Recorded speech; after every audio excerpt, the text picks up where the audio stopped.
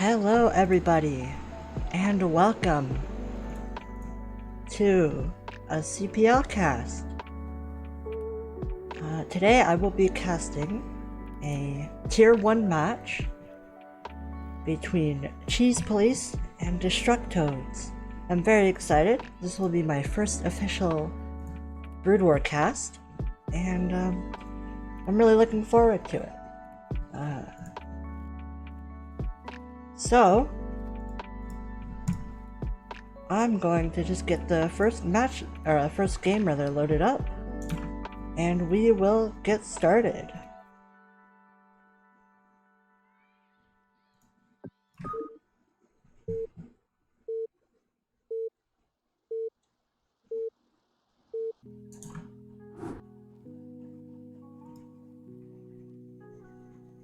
And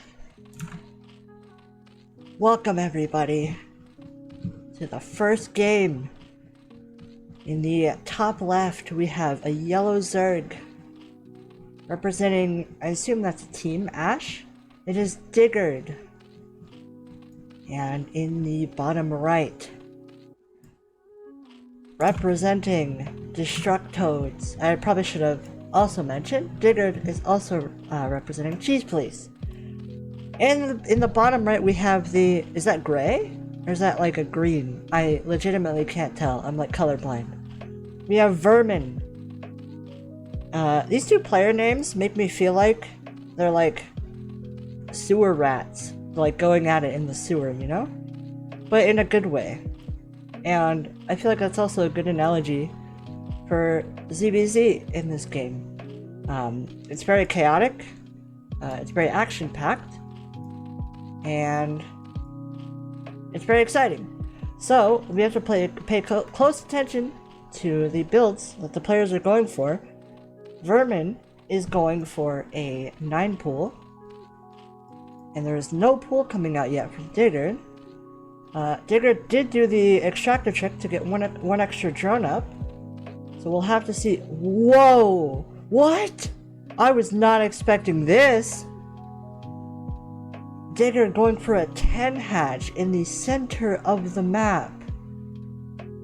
That is something I've never seen before. And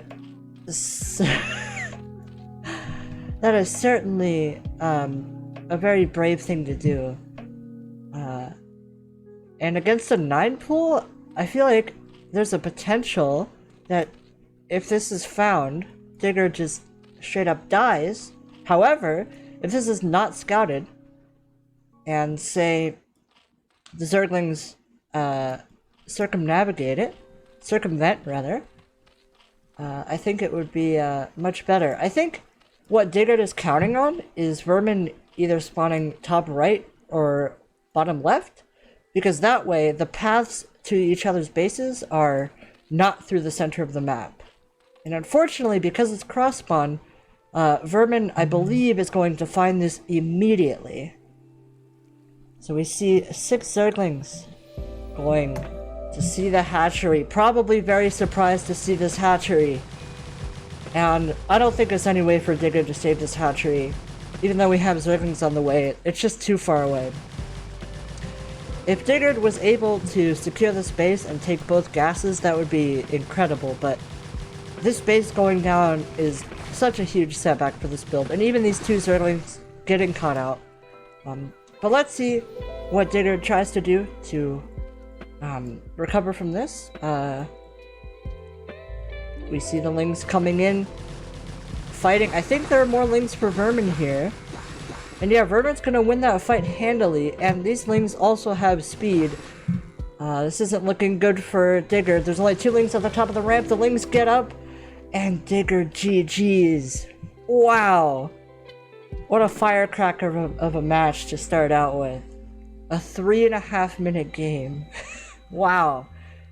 That was a very risky play by Digger to go for the center hatchery. And unfortunately it did not pay off. Again, I think if Vermin was either top right or bottom left, it would have been much better for Digger here. So definitely a bit of RNG playing a factor here.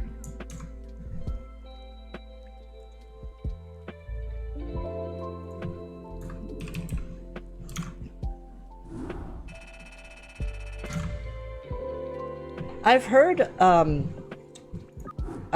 Digard is a very off-meta player that likes to shake things up, and I always find players like that very interesting, because every game you cast, even if things go terribly wrong, it will always be exciting, right?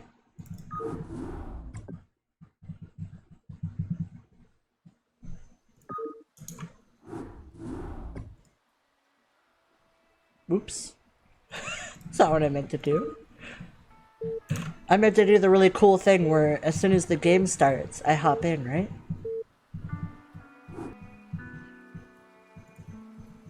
And... what? Okay, there we go. Spawning in the top left of Polaris Rhapsody, we have the pink Zerg this time, Vermin. Representing DestrucToads. And in the bottom right, representing Cheese Police, we have Digard. Polaris Rhapsody is a very interesting map. I feel like maps don't come into play as often in CBZ because the base count stays so low. But this map has a very interesting layout, for sure. So we'll have to see what kind of exciting strategy that Digard pulls out this game to beat the opponent. CBZ is just such a weird matchup in Brood War. I love how Day9 described it as not a matchup. I think that's the best way to put CBZ because it's unlike anything else.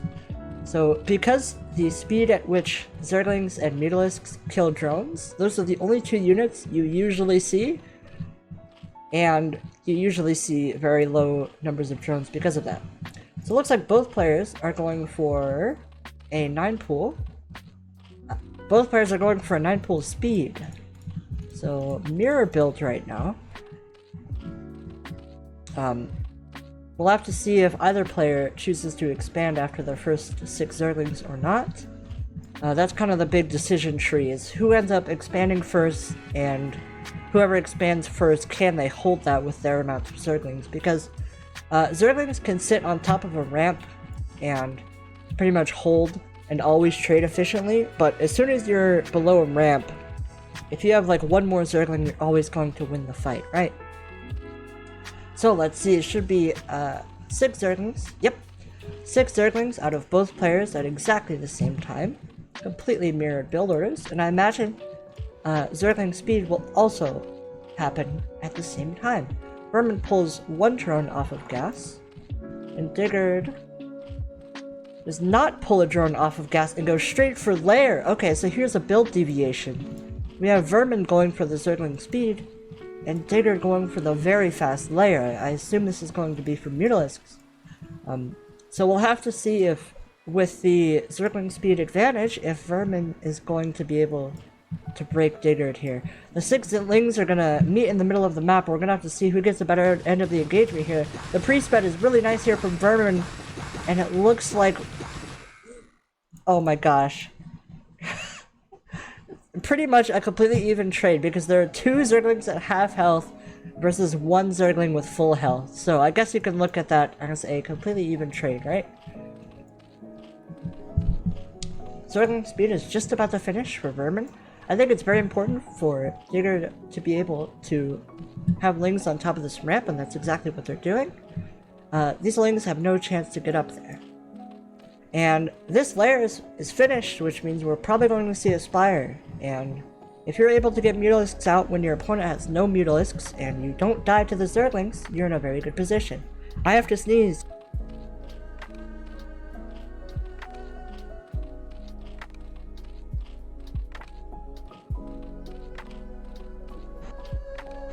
Excuse me. So we do have the Spire going down for Digard. We're gonna have to see. This could be just a massive attempt to bust with Zerglings, but when you're going up a ramp, that's almost never a good idea. Your opponent is almost always going to trade favorably, and your Zerglings are just going to kind of run around and never be completely engaging as they should. However, if you get the numbers advantage high enough, you shouldn't have a problem actually winning the engagement. On the other side, I think Vermin realized that they could not break Digard with only Zerglings and did go for their own Spire. Only mining with one drone on gas now, so Digard is certainly going to have the gas advantage. So we're gonna see how this all plays out. It's very interesting. The Spire is almost done for Digard, so I don't know how Vermin is going to protect their drones from just straight up dying to these first few Mutalisks.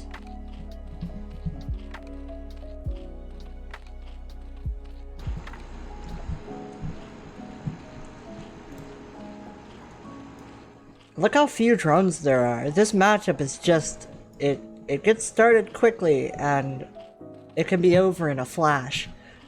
Like, there's a chance that these Mutalisks fly across the map and the game ends, and there's also a chance that the game goes on for another 10 minutes. It's one of those matchups that's just so volatile and anything can happen. It's very fascinating. So the first few Mutalisks are coming across the map. It looks like they are choosing to take out an Overlord. I don't know if that's the correct decision or not. Granted, they don't have perfect information, so they don't know exactly how many Mutalisks are on the other side. I feel like it's better to send your mutas across the map as quickly as possible in order to get a few drone kills before the mutas are out. Because this way, the mutas are almost out, and they're going to be able to stop these two mutas. One drone goes down. I think only one drone went down there as the three Mutalisks popped out for Vermin. Oh no, you gotta move the mutas! Oh, these two mutas going down is a massive deal. Two of Digger's mutas going down. So, I think at this point, the muta... It's hard to tell who's going to have the muta advantage because Digger has been mining more gas from the start of the game. But Vermin got that really nice trade there. Oh, it's 3 mutas versus 3 mutas! Oh my gosh, it's impossible to tell who's gonna come out on top. Oh, the Micro pulling one back. It looks like Vermin's gonna come out on top once again on the muta engagement. And when you get ahead on muta engagements, it's... Oh, the Scourge! Oh, the Scourge take out a Mutalisk. Oh, this is an action-packed DBZ for sure. So we have 3 mutas for Digard here, and I think that those are the only mutas that they have on the map. 1 Mutalisk here, and 2 more back at home. So I think it's exactly 3 mutas to 3 mutas. Oh my goodness, what a game. Its supply is about even, so I think they're almost exactly on the same number of units, which... yeah, that's what happens in ZVZ. Whew. What an intense game, too. 3 mutas coming in here for Digard, going for the drones, gets 1 drone for free? Oh, but the moving shot Micro out of Vermin, very nice. Might be able to pick off these Mutalisks. Oh, 1 Mutalisk goes down, and I think the second might go down as well. That's a huge deal. Losing 2 mutas for 0 mutas, even though they were able to pick off a drone. I think that's going to swing the muta advantage into Vermin's favor. If I'm not mistaken. Here come the mutas. How many mutas is this? 5? Ah! The Scourge coming in. Let's see if there are any fancy Micro tricks to snipe off the Scourge. Oh, nice! Okay, only 1 Scourge connects. Okay, here's the muta engagement. 1 Scourge coming in. He takes out a Mutalisk. I think that's it. No, maybe not. Here comes another Scourge. Okay, that's it. 7 Mutalisks versus only 2 Mutalisks and 2 Scourge. Yeah, I think Digard, a smart player, realizing that that's it, can't overcome this much of a numbers disadvantage. Wow. What a match. CBZ is always a treat to cast because it's so intense, right? So, that means that Vermin is going to take the first match for DestrucToads. Very well done.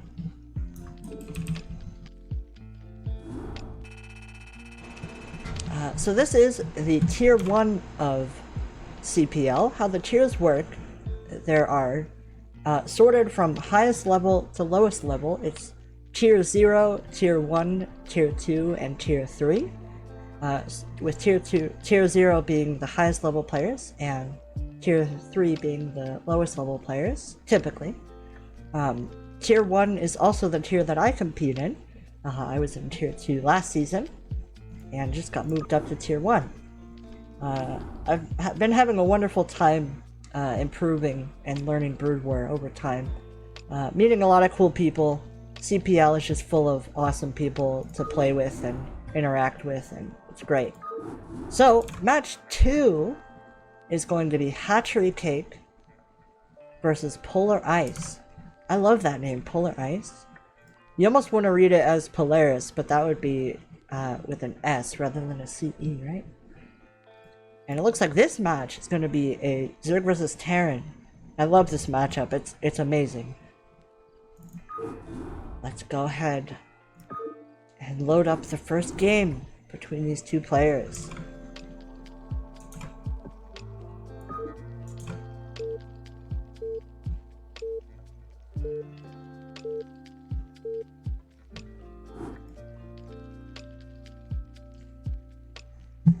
And here we go, spawning in the top left. Representing... Wait, who are they representing? hold on, who's who? Okay, representing DestrucToads, that's what I thought. It is Polar Ice. Oh, I love how this command center looks. Very cool. And in the bottom right, we have representing Cheese Police, Hatchery Cake. I would definitely recognize the name Hatchery Cake. I feel like they've been around CPL for quite a while. Is this actually game 1? Wait, this is on Polaris. Hold on. hold on. Is this scuffed already? Listen, bear with me, everybody. Game 1 is meant to be Fighting Spirit, I believe, right? It says Game 1. Why is Game 1 on Polaris Rhapsody? And Game 2 is on Fighting Spirit! I guess at the end of the day it doesn't really matter, does it? But I believe Game 1 might be labeled as Game 2. But you know what? That's the way it's labeled, that's how we're gonna do it.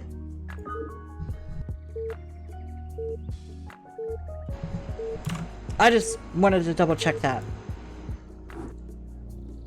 At the end of the day, it doesn't really matter. Once again, top left, DestrucToads, Polar Ice, bottom right, Cheese Police, Hatchery Cake. Yellow versus blue, that's nice. It's always hard if the players have two colors that are very similar, and it's hard to distinguish between their units.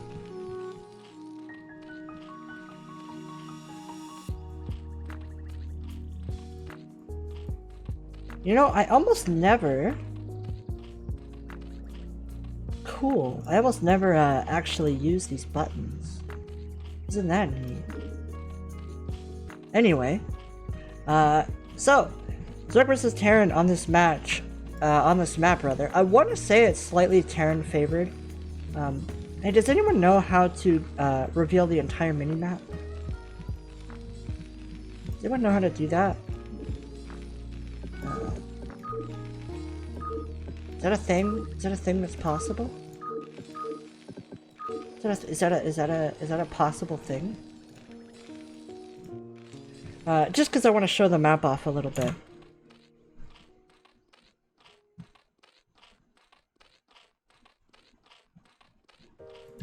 Because the layout is so strange of Polaris Rhapsody, it's very bizarre. And I want to say it's slightly Terran favored because I think it's going to be difficult for Zerg to secure a 3rd and 4th base. Securing the 4th base is almost always the crux of a Zerg versus Terran. Terran is always going to try to stop Zerg from getting a 4th base, and thus a 4th gas. A fourth gas lets a Zerg player get both Defilers and Ultralisks, while on 3 gas they can typically only get either Defilers or Ultralisks. So that fourth gas is really the difference. If they're able to secure that fourth gas, that's when Zerg becomes absolutely terrifying. They can just pump out so many units. So I wonder if that will be the crux of this game, and the layout in which Hatchery Cake chooses to take their bases. So far, everything looks pretty standard. I believe this was a hatch first. Yep, hatch first out of Hatchery Cake, which is very standard. You could usually get away with that in Zerg vs. Terran. Even if the Terran does some sort of early Marine pressure, drones are actually surprisingly good against Marines, and it comes down to micro at that point.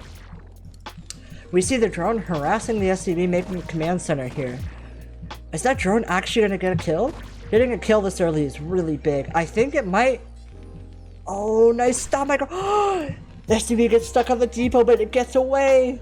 Wow, that was intense. The scouting drone going to return to base saying, darn it, I almost got that SCV. And that SCV saying, I almost lost my life, but because I held on by the skin of my teeth, I'm completely fine and I could go back to work. Don't know if that's how that would work, but I guess in an advanced Space Marine era, you have to work no matter what. Workers' rights aren't exactly priority one when you're fighting a space battle. But anyway, Overlord parked on the high ground right here. Very nice to be able to spot. What can Hatchery Cake see there? Yep, sees the expand, and we'll probably be able to see when the Marines end up moving out. Second barracks coming down, and oh, it's just another depot. The academy timing is very important because the faster academy... Hold on, scratch that. We have a Hydra Den on the way, so this is the first deviation from standard play. Typically, you go for a Spire when your layer is done, but with the Hydralisk Den, you can go for Lurkers. So this is going to be a 2-base Lurker play, and we're going to have to see whether it is a bust or if it's defensive Lurkers into a 3rd base. So it's very important for Polar Ice to be able to scout this. I don't believe they saw this den with the scouting SCV.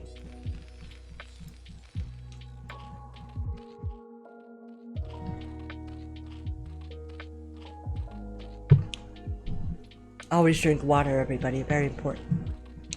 This looks like it could be a bust. A lot of Hydralisks are coming out right now.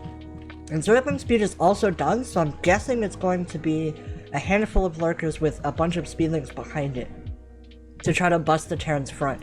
I don't know where this Hydralisk is going. Oh wait, they're gonna morph across the map. Oh, but this SCV barely doesn't see the Hydras and Lynx coming across the map. Oh no, this is very scary. There's no bunker. There's no missile turret. There's no comsat down for scans. Oh, if these Lurkers morph while they're across the map and run in, I don't know if there's a lot that Polar Ice is going to be able to do. A couple of those Lynx go down. Let's see. Oh yeah, it looks like Polar Ice is going for a quick... I assume Stim is on the way. Yep, a quick Stim push. And usually this would force Sunkens, but now, since the Lurker bust... Is he going to see the Lurkers before they hatch? Oh, this is huge. If you can kill these eggs before they're done. Oh. Polar Ice does start attacking the eggs, but the eggs have so much armor, so they are going to end up hatching, but what is going to happen? Are they going to burrow immediately? I have no idea how this is going to play out. This interaction is so weird. The bio is here, just shelling at the... They burrow immediately, one Lurker goes down. All of the Lurkers burrow, they get a couple of shots off on the bio, they move forward, they burrow again, but another Lurker goes down. Oh, they move forward and burrow again. Oh, but the 3rd Lurker goes down. There's so many Lurkers dead, and I think Polar Ice is going to end up holding this. That was excellent play, having the bio in front and having time to kite back. Lurker burrowing on this bridge right here. Such an annoying spot to try to deal with. Really cool micro from both sides here. And it looks like there are Speedlings coming across the map, so I think this is intended to actually bust the Terran, but I don't know if it's going to be possible because of the amount of Lurkers.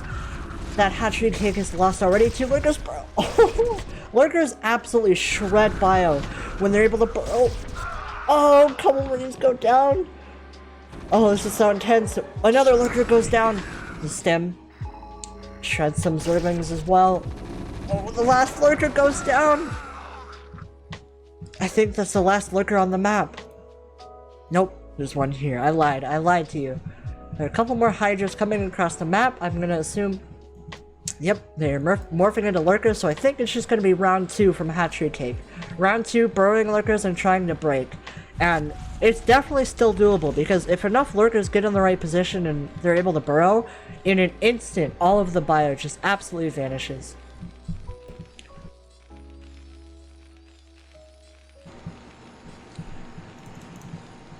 Four racks at home for Polar Ice. Double starport coming up. I assume that's going to be for science vessels. But I don't know if we're going to get to that stage of the game, actually, because these lurkers are coming across the bridge once again. I can't tell who this favors, because the bio can arc on the bridge and shoot into the lurkers and get a really nice spread. But also, it's really hard to actually move into the bridge. This is a very interesting spread of lurkers here, just like dotting the bridge. I think Polar Ice is just trying to not let the lurkers get too close to their front so they can't get busted. Just keeping the bio positioned out here in front. This is similar to how you deal with mutalisks. You don't want the mutalisks to attack your base, so you keep your bio active and out. Another lurker goes down. Very cost-effective trade. Polar Ice is getting a lot of these lurkers before they're able to burrow and do their damage. And I think Polar Ice is overall trading very well this game. But more and more lurkers are coming across. And it's still a very delicate balance. There's one missile turret here, and there are comsats done, so there is detection now for Polar Ice.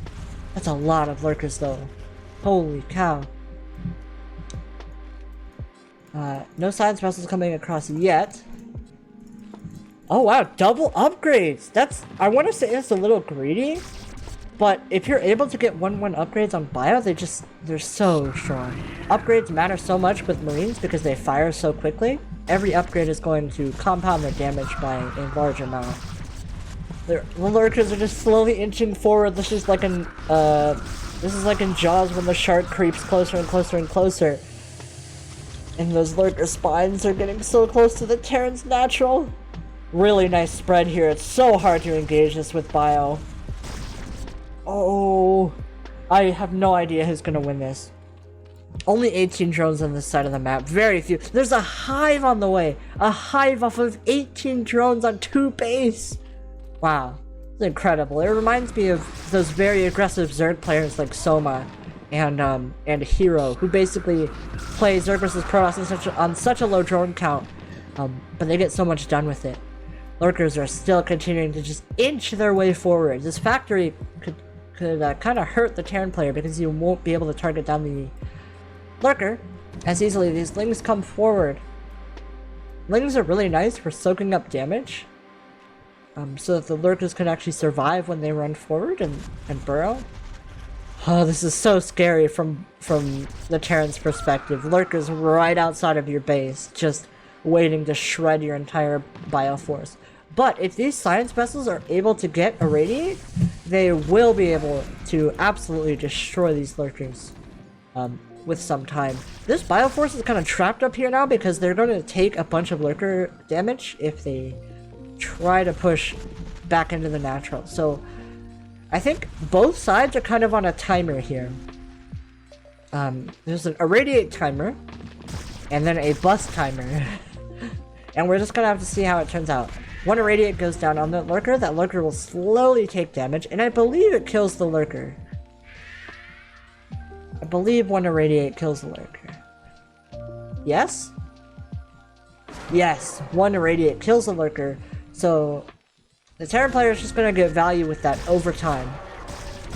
However, there's more lurkers. Feels like for every lurker you kill, there's 2 more to replace it, right? 2 bunkers here, quite a bit of bio. But these lurkers are just so terrifying. Hive tech is done and defilers are on the way. If you can get a dark swarm right here in the natural, that's when the game can just end. because Zerg can just get right on top of you and Terran can do nothing about it because all other units are absolutely useless under Dark Swarm. And that is not the case with Lurkers and Zerglings. An extremely aggressive game coming out from Hatchery Cake. However, Hatchery Cake is also taking a third base, which, whoa, is Polar Ice going to sneak expand as well? Gonna take a third base? I wonder if where these bio units are gonna go. We'll have to keep an eye on them. They might spot this third base out of Hatchery Cake, and that would be a big deal. Are these drones? No, just overlords. I think there are a couple of drones coming out. 16 drones is such a low drone count.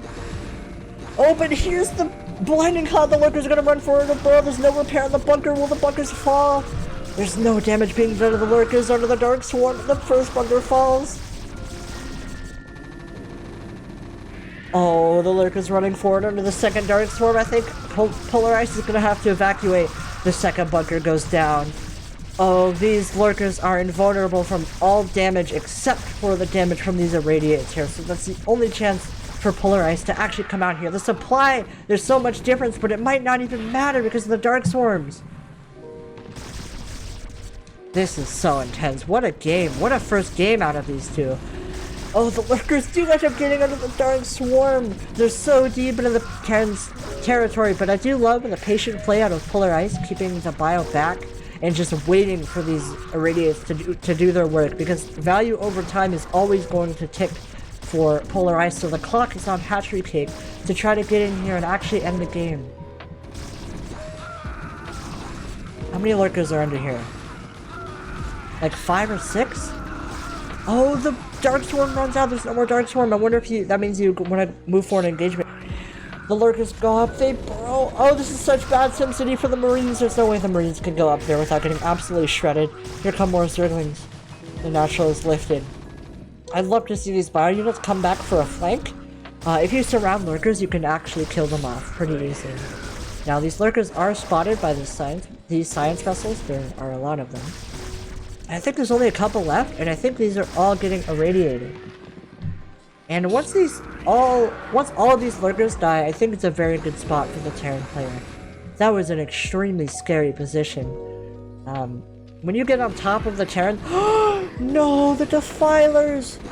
I take back what I said about wanting these bio units to come back. That was very smart. To keep them there and pick off reinforcements as they come across the map. Losing 2 Vipers on such a low economy is huge. We have 4 more Vipers on the way. We have gas mining from the third base. Still only 19 drones. The economy is so tiny. From Hatchery Cake. Do these Zerglings... I can't tell if these Zerglings have their adrenal gland upgrades. If they do, they are very terrifying if they're able to get on top of bio. Look at this vessel count though. I don't think there's a spire, so there's no way for Hatchery Cake to be able to contest these science vessels in the air. This Bioforce is going to find the third base. And it's probably just going to kill it off. I don't think there's anything Hatchery Cake can do. They might also get a couple of these overlords. That's a very... Eating a Defiler! No! Cannibalism! I guess it's all cannibalism because it's all Zerg, but... I don't know. Something just feels wrong about a Defiler eating a Defiler. Like, cost efficiency aside. And Hatchery Cake is going to GG. Polar Ice is going to take game 1. Wow, that was exciting. Did I say Vipers? I'm so sorry. Listen, I'm a recovering StarCraft 2 addict. Have I been saying Vipers this whole time? Anyway, Defilers is what I meant. Defilers eating Defilers is wrong, okay? Cost efficiency aside, it's wrong, alright? Just once? Okay. So Polar Eye is going to take a very intense game 1 there. I feel like that game could have gone either way. Polar Eye is taking that for DestrucToads.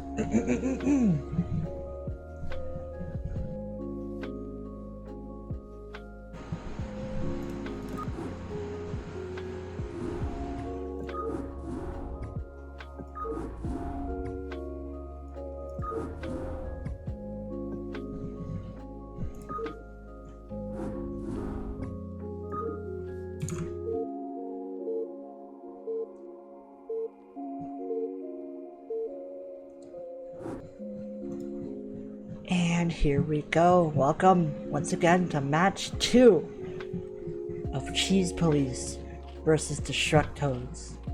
Representing Cheese Police, in the top right of Fighting Spirit, we have our teal? That's not teal. That's some color that I cannot describe. It's like the Lovecraftian color out of space. We have Hatchery Cake. And in the top left, representing DestrucToads, we have Polar Ice, barely holding that extremely aggressive lurker play last game. Very patient, very well done. If I were in that position, I would have moved all of my bio towards the lurkers, and my bio would have gotten annihilated, and then I would have made a forum post about how lurkers are overpowered and should be deleted from the game. But that's why I'm a Zerg player. Stay hydrated, everybody. So, Fighting Spirit, one of the more standard maps. It's been around for a long time. I know some people really don't like it, and I don't know if that's just because it's been around for so long, or if there are aspects of it that they just don't like about the map. I enjoy Fighting Spirit. I like all the super standard 4-player maps, like Fighting Spirit, like Polypoid. And once again, Fighting Spirit was meant to be game 1, but it's labeled as game 2, so it doesn't really matter at the end of the day. We're chilling. We're chilling. Hatch for... Is this going to be a 3 hatch before pool? Or is this just a drone scout? Just a drone scout, I think. And it looks like both players are going to scout each other first. SCV coming in from Polar Ice, going to confirm that it's a hatchery first. Very standard opening. And Polar Ice just going to go for a Rax expand gasless, which means we're not going to get any early 1-base shenanigans or like a vulture coming across the map. I can't tell you how many times as a Zerg player I've lost to 1 vulture because I didn't realize it was coming, and then it could just micro and kill all my workers. But that's not going to be what happens this game, as we have a pretty standard opener from both players, and we're going to have to see how they develop and what they end up going into. Just Marines coming out. I really liked Polar Ice's decision to not make a bunker until it was absolutely necessary. It's just a nice little optimization thing that allows you to get ahead in your build order without having to blindly make a bunker. But you can get punished by things like speedling floods when you do that.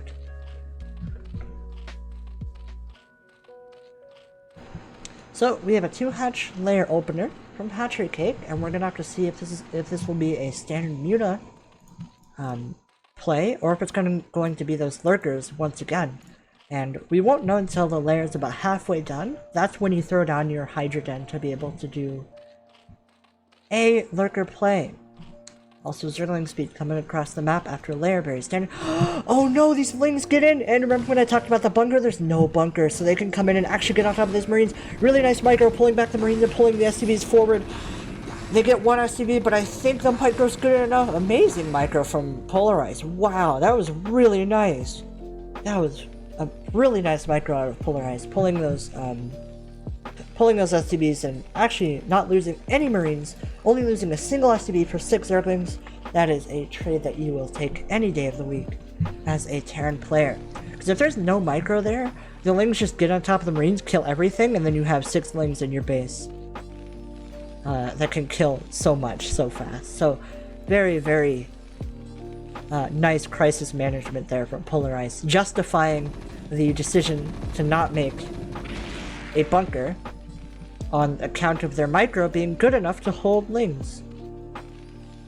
So I very much like that. We saw the Overlord get picked off there.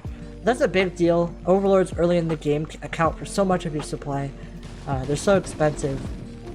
So that definitely hurts Hurts hatchery cake for sure. The Spire is coming up, so it's a standard 2-hatch Muta opener. This is very normal. This is what you see maybe like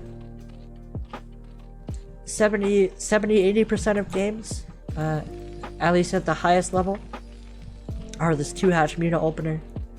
And then there are so many deviations after that that you can go into. On the Terran side, looks like we have Comsats coming down for scouting purposes, we have an eBay coming for upgrades, and we have that Academy finished. We're probably going to see STEM, yep, there it is, STEM startup. I love the circling to scout whenever Polar Ice moves across the map. Typically, when your STEM is done, you're going to want to push your first group of bio across the map. Has the music been playing the whole time, by the way? That's awkward. I kind of like the music. Luckily, it's DMCA free. So I will not get in trouble if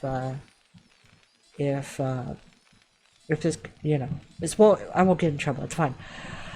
Speak of the devil, the first group of bio is going to push across the map, and this is going to force Sunkens out of hatchery cake, and the mutas are going to have to stay home to try to defend. And that's really the goal of this, so you can get all of your turrets up and go into the next phase of the game. There's one mutalisk moving across. Oh no, here they come. So we're going to have to see how the Mutamicro is. Oh, the Marines in the line here mean that the Mutalisks can get very nice trades. You kind of want your bio to stay in a clump, right? One Sunken is going to finish. I feel like one Sunken is a little greedy. I think that's possible to get broken, and that's exactly what Polar Ice is going to do. Going to go in to target the Sunken. The Mutamicro is pretty good, picking off the Marines one by one, but the Sunken does go down, but there aren't enough Marines to actually push in. So that's going to be one Sunken for your entire bioforce, and I think that's why Terrans don't go for the break very often, because that can happen. Because now there's no pressure on the map, hatchery cake can take a third and harass with these mutas with impunity. So that was amazingly well done by hatchery cake. It's almost like that one Sunken was a bait to force Polar Ice to try to break, and the Mutalisk Micro would be good enough. Trying to target down this engineering bay, I feel like that's not going to work. If hatchery cake were to get that, that would be a really big deal. But oh, nice Mutamicro. Oh, you see these mutas just doing chunks of damage, and there aren't really that many Marines here, so it's very possible that hatchery cake does get this. And canceling +1 when it's this far along is such a big deal. Hatchery cake wants it so bad. Oh, really nice spread on those shots though, killing more Marines. Repair is coming up. Wow, that was very close. That would have been a very nice pickoff. And you saw how bad hatchery cake wanted it. They kept pushing in and getting volleys while taking hits, but didn't lose many mutas. We see the third base established for hatchery cake. This is a really nice place for a third base. It looks like, okay, we're going for a standard play. We're going to get lurkers and we're going to get defilers. So really lovely standard play coming out so far. A third base like this is wonderful because you can put lurkers at the top of the ramp and you pretty much can't break that as a Terran. Alternatively, you can take a third base here, which is more pushable, but you get a fourth base for almost free. So it's kind of a trade-off. I think most Zergs prefer this way. Mutamicro coming in, just seeing what damage they could do. How many mutas is this? Probably one control group, roughly. 9. 11 is a full group. So, almost a full group. Quite a bit of bio. All these lurkers are morphing in an interesting location. I assume a couple of them are going to walk over here and sit at the top of the ramp. We have double starport on the way, so we're going for SK Terran. SK Terran is basically a ton of Marine Medic with a bunch of science vessels, just irradiating and moving across the map everywhere and doing all that good Terran stuff. Typically there are no siege tanks or anything like that. Oh, are these lurkers going to play aggressive? Oh, they're going to go for a contain, I bet. The bio is distracted in the main. All of the bio is moving up. But I think, yeah, the lurkers are just going to contain. And that's so... Oh, that's so rough. Seeing that as a Terran player. Oh, no. Oh, the lurkers move forward. The bio... Oh, 4 Marines just get popped like pimples. Oh, this is such bad synergy for the Bio running on top of the Lurkers. The Bio gets absolutely eviscerated. Oh no, Polar Ice leaves the game. Oh, that was brutal. That's what can happen. Brood War is not a very forgiving game. You can lose to 5 Lurkers. But I think a lot of that began with the failed bust of the one sunken, and the momentum pretty much shifted back on to Hatchery Cake's side. So that brings the score to 1-1. Hatchery Cake ties it up for Cheese Police.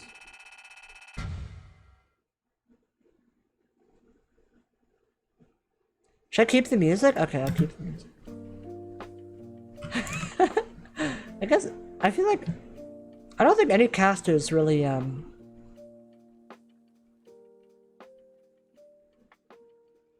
don't think any casters really play music while they cast, but it's kind of nice. Kind of nice to have a little music in there, you know? I should also note, these two players, Hatchery Cake with 323 APM, and Polar Ice with 240 APM. So these are two pretty quick players. And I do believe they're also evenly matched, because we saw in game 1 it was a very close game. And game 2 I feel like was a close game, but there were just a couple of tiny things that made it swing in Hatchery Cake's favor. The pimple popping lurkers. Alright, let's get into game number 3 between these two players. The deciding match! This is so exciting.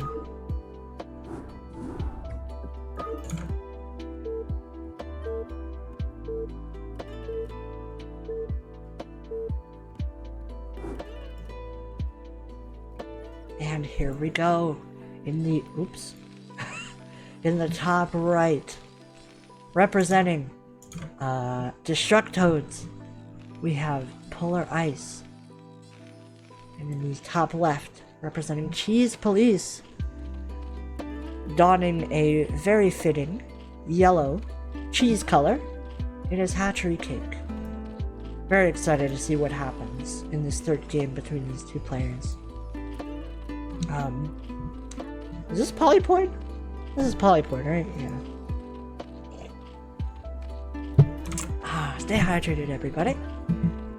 Especially if you're casting Brood War. But if you're casting Brood War while watching me cast Brood War, it's pretty impressive, not gonna lie. So we're gonna have to see what comes out of both of these players.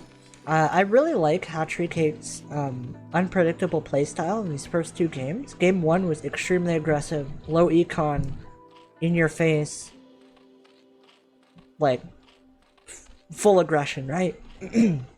And game 2 was a lot more standard of an opening.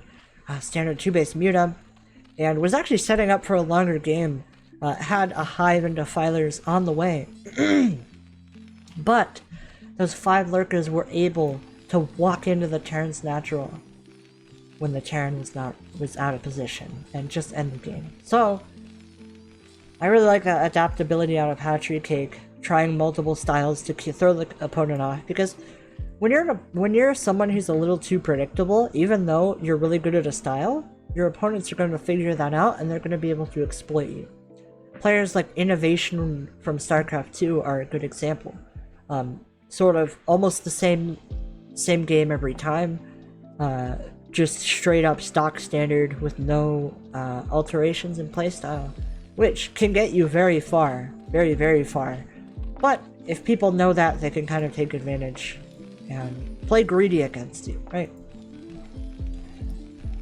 So we're gonna have to see. I also love this drone scout that Hatchery Cake has been doing.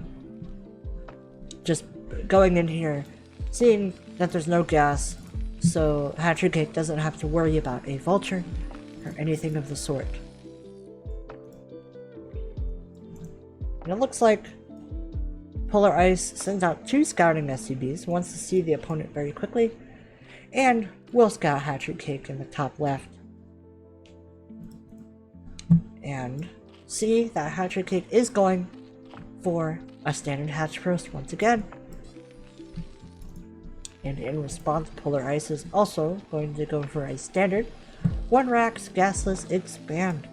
So another exciting game between these two. Always nice to see some standard stuff.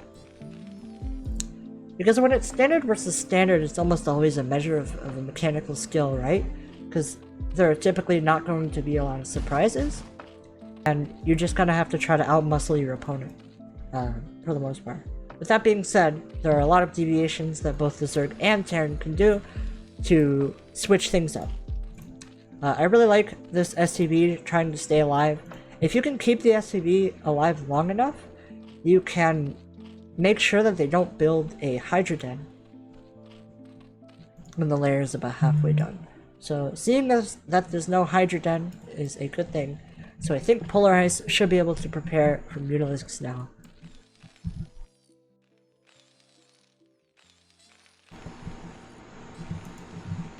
Five Marines should be able to hold off these 2 Zerglings, no problem, unless the Marines are move commanded and then Polar Ice has their mouse disconnect and just loses everything and then rage quits. That would be very unfortunate. I don't think that's going to happen though. I think these 5 Marines are going to be fine. We have the Academy done. This is an Academy rush, right? This is a very fast Academy, with Stim starting very, very quickly, so I think Polar Ice is going to want to get a group of Bio with Stim across the map extremely quickly to try to break it. I think that's a good idea because the players are pretty close in spawning positions, and we saw Hatchery Cake be a little bit greedy with only 1 sunken last game, so maybe Polar Ice picked up on that and is going to try to play a little bit more aggressive and actually break the sunken. But do it a little bit earlier. Tootlings with speed, sitting here, scouting. I don't know where that scan went. Did that scan go? Did that scan see? Nope. I don't know where that scan went, but yeah, we're gonna have to see. I assume Stim is done and there's no bio moving out. So okay, here comes the bio. We have 6 mutas on the way, very standard. This is very normal. Sunken colony on the way. I still think 1 sunken colony is slightly greedy. If this was a larger bio force, I feel like you can break just 1 sunk. But this is not a large bio force. This is 6 Marines. 6 Marines cannot beat this number of Mutalisks and Sunken. Especially with good micro, and Hatchery Cake has demonstrated some good micro already. 1 Marine goes down. The 2nd Marine goes down. 3rd Marine running for their lines. Medic goes down. Marine goes down. This entire Bioforce looks like it's going to be picked off. That's massive. Losing your first Bioforce is really detrimental because you lose so much momentum in the game. So it's possible we see something reminiscent of last game where the momentum kind of shifts into the Zerg favor and they could just capitalize on it and end the game very quickly. Alternatively, we could just go into a normal standard game as long as the Terran doesn't die. The turret placement's pretty nice. Doesn't look like there are too many holes for Hatchery Cake to exploit. I would like to see another turret here. I think that's what Polar Ice is planning. Yep. A nice, very nice turret placement. I don't think you can get one back here. I don't think it's allowed. Oh, that Marine. Oh, rip. Units are so good. Zerg has all the good units, I tell you. That's coming from a Zerg player. We have Mutalisks, we have Zerglings, we have Defilas, we have Ultras. We just have the best units, okay? I'm just gonna shill for Zerg. Zerg is great. But I'm definitely not biased, okay? I watch Artosis' stream, therefore I'm not biased.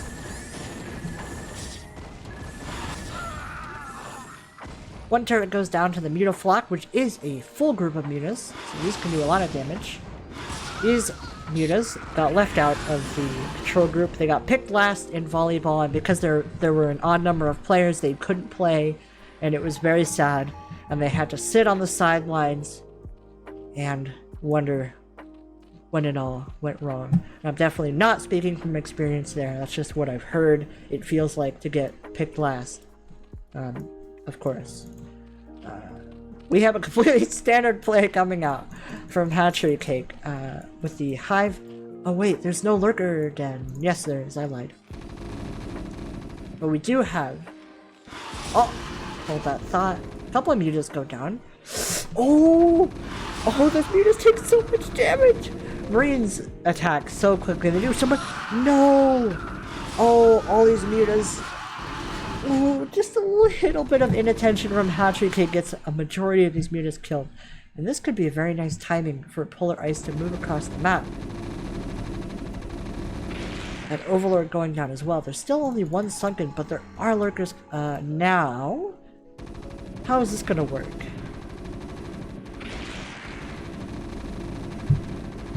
How is this going to work?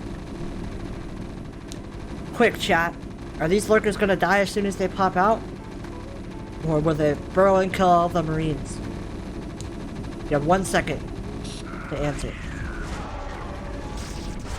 The correct answer was the lurkers die. Fresh out of the egg, the lurkers are slain. It's very sad. It's like one of those nature documentaries where they show like the baby penguins, and you get attached to the baby penguins, and then they get eaten by a predator, and it's really sad. But then if you saw that same documentary from the perspective of the predator, you'd feel bad for the predator if it wasn't able to catch the penguin. And we have the bust here coming in from the Terran player, Stimulator going in. Those Marines get absolutely shredded by the Sunk and the mutas, but the Marines actually kind of push through. The Sunken is going to die, and there's 5 Marines left, and there's not much left here. There is one lurker, and I think that's going to hold? Maybe? Wow, the lurker dies. Really nice trades here from Polar Ice, I believe. But Hatchery Cake will hold on. 3 more lurkers at this base. So I really like what Polar Ice did, played more aggressively, because I think they realized that Hatchery Cake was very aggressive last game with lurkers, and in order to combat that, they pushed their bio across the map so that they wouldn't get lurkers in their natural. And that's very important. We have Defilers Consume coming up. Very important upgrade. If you think lurkers on top of a ramp are hard to break, you should see lurkers on top of a ramp with Darksworn. You could have 15 maxed out Terran armies, and you wouldn't be able to run up here. That's how amazing Defilers are. I feel like now I'm so paranoid that I'm just going to call Defilers Vipers, because they're so linked in my mind as like the Hive Tech spellcasters for Zerg in both games. So I feel like it's very easy to conflate them. Polar Ice is going to scout that there is a base in the bottom left. It's very nice to confirm where the third base of the Zerg is. Nidus Canal here as well, which is amazing to be able to transport your Defilers back and forth to where they need to be, depending on where the Terran is going to break. We have SK Terran going on once again for Polar Ice. The two... I see dropships queued up. That could be an amazing way to break a Zerg player, because if you... From the Zerg perspective, Zerg is still working with so few units at this point, and they're so fragile. Like, one wrong move and they could just be broken. But generally they will have all their defenses concentrated at the front, and if you're able to get behind their lines, like drop here, it can be absolutely devastating, because Zerg is operating off of so few units.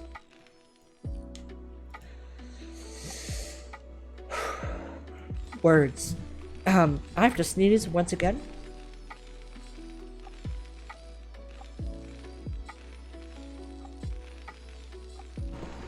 How kind of my allergies to show up as my co-caster. This Defiler gets a Plague off on the Marines. I thought that was going to be disastrous, but that was actually okay. Getting this Plague down. Look how much damage that Plague does. It's so gross. Plague does so much damage. Imagine being Plagued. I wonder what that feels like. It can't feel good, right? I mean, it damages you to within an inch of your life, right?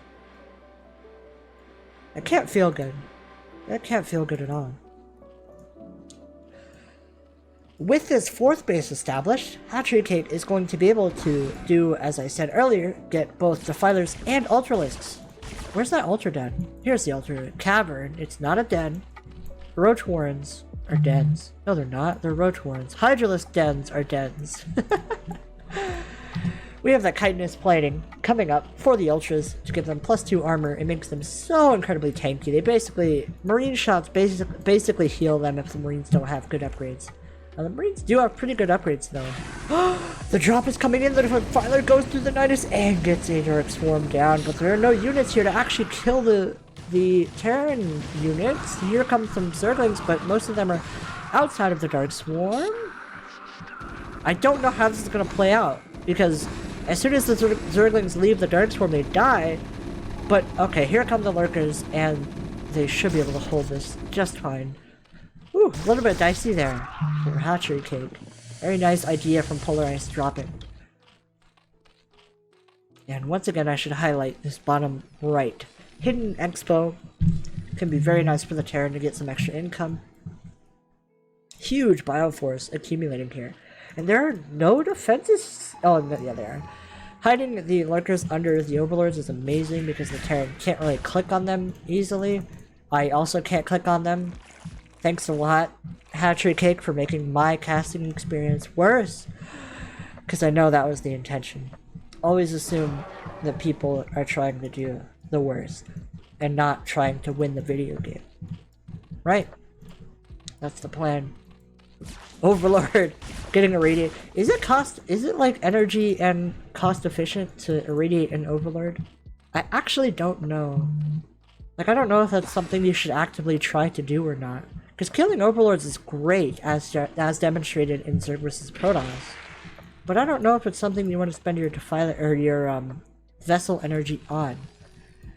I feel like generally you want to irradiate these Lurkers, or these Ultras, or the Defilers. 3 Zerglings are going to find this base, and it is completely undefended. So all of these SCVs have the potential of dying.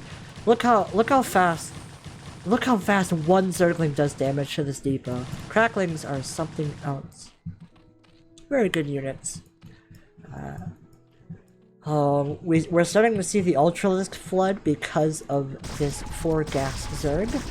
And the Ultras, oh, they have the speed upgrade now too, they're so fast! Look at these Ultras, just absolutely eating these Marines. They are also coming from the north, but these Ultralisks are not going to trade as well. That's enough Marines to actually power down the Ultralisks. This is like a very even game, it feels like.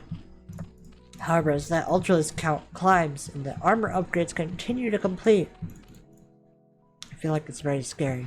A lot of Ultras and Zerglings coming up here. Can Hatchery Cake break this position? The Dark Swarm coming up from the north. The Dark Swarm makes it so hard. Ultras under Dark Swarm are amazing, but the Marines do move back.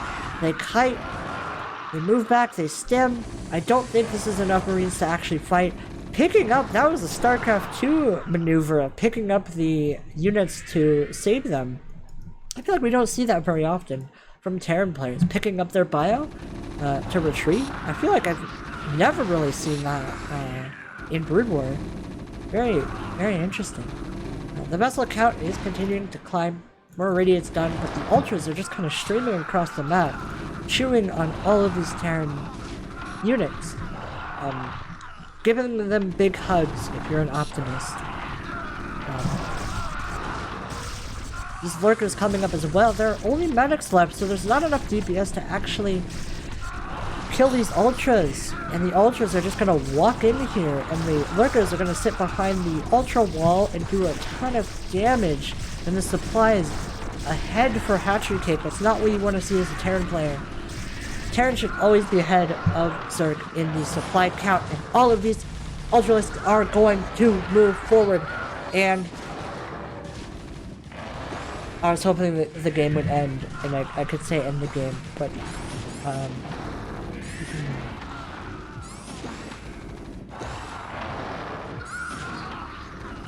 wow.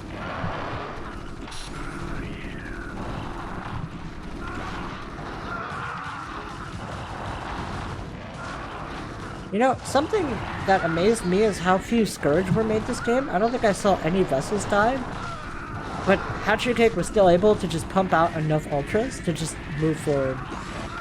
And even though they're all radiated, they're just in here, destroying everything, and they're still rallying across the map. Really nice macro out of Hatchery Cake.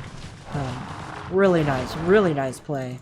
I need to take a note out of Hatchery Cake's book to play Standard, because it's a very hard style to play. I think Hatchery Cake pulled it off well.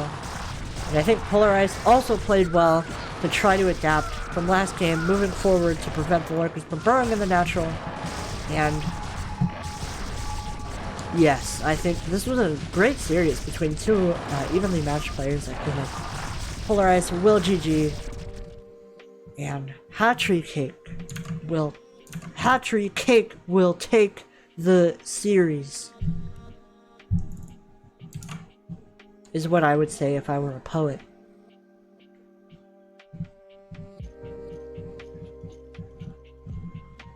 But I'm not a poet. So, what does this mean?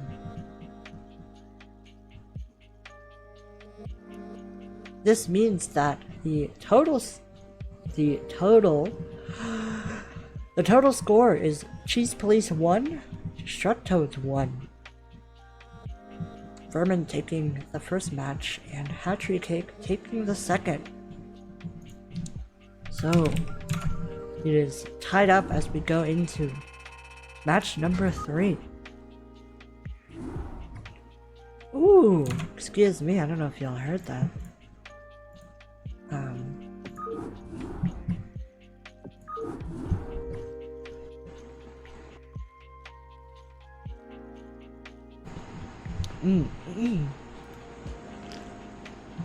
Casting is fun, but much like singing, if you're not accustomed to it, it can kind of destroy your voice and your throat. Well, I guess that's only if you do it in an unhealthy way, but let's be honest, who's healthy? Nobody.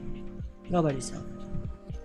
What am I saying? Anyway, let's get into our next match. Our next match will be a Protoss versus Protoss, which is very, very, very cool. Let's see.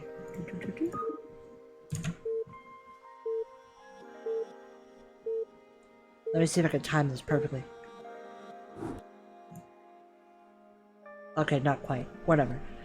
In the top left, we have an orange Protoss representing DestrucToads. It's Flash. And in the bottom left, you know, knowing your left from your right is a pretty good skill if you want to become a Brood War caster, and it's something you have to practice vigorously. You can kind of tell my preparation wasn't really there in that moment. We have, using the name Prosagi, it is SOS Toss. I love Prosagi. That's a great ID. So Protoss versus Protoss is a very cool matchup. I feel like it's often, like, most of the time it's going to be Dragoons, a lot of Dragoons, and a lot of Reavers. And let me tell you, if there's an exciting unit to cast, it is certainly Reavers. Reavers can just blow things up in a matter of seconds, and it is very exciting. And I'm going to take another drink of water, mind you. Well, to come clean, and at risk of being cancelled, I am drinking lemon LaCroix, as I am a Zoomer. I'm a member of Gen Z, I think. I think I'm... Am I technically Gen Z? I have no idea, actually. I don't know what I'm talking about. We have 2 gateways coming here from Yo It's Flash. Flash, of course, the best player of all time. Also a Terran player, so this ruse of attempting to fool people into thinking that they're Flash is not gonna work. Actually, Flash also plays random. So completely disregard everything I just said. We have a 2-gate coming out from Yo It's Flash, and also 2-gate coming from SOS Toss. This is very reminiscent of StarCraft 2 PvP, where the standard opener is to make 2 gateways and well, usually wall off in StarCraft 2, because if adepts are able to shade into your main base, they can just kill all your workers. So it's kind of reminiscent of that, both players opening up 2 gates and making zealots.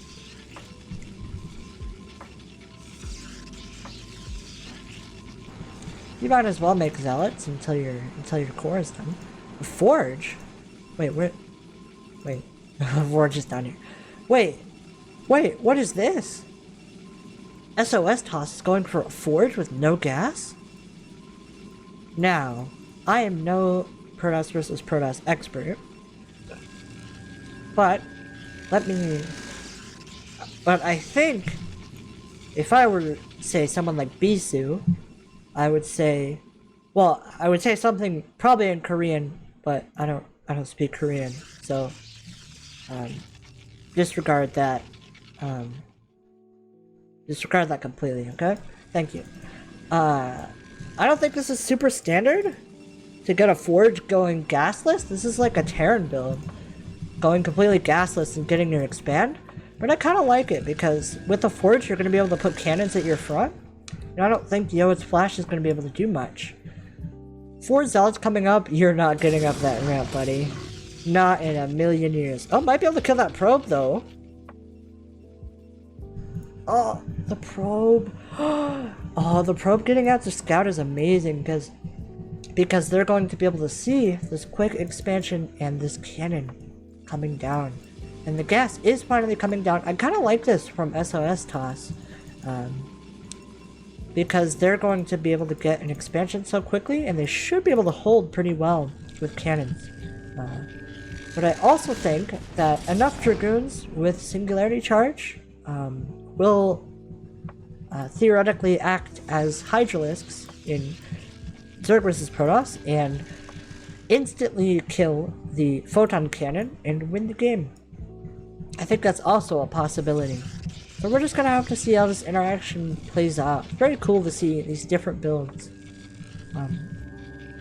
coming out from each player. I feel like I like seeing deviating builds a little bit more than the exact same build on both sides, just because it's kind of cool to see how they interact and who ends up coming out on top. Because obviously both builds are going to come out with some sort of advantage. In this case, Yo It's Flash is going to have Dragoons very quickly with range, and SOS Toss is going to have a base a lot quicker, more probes, already a 2-3 probe advantage, and cannons to defend the base. So I'm interested to see how many Dragoons Yo It's Flash is going to make, and if they choose to move it across the map to try to break this base or not.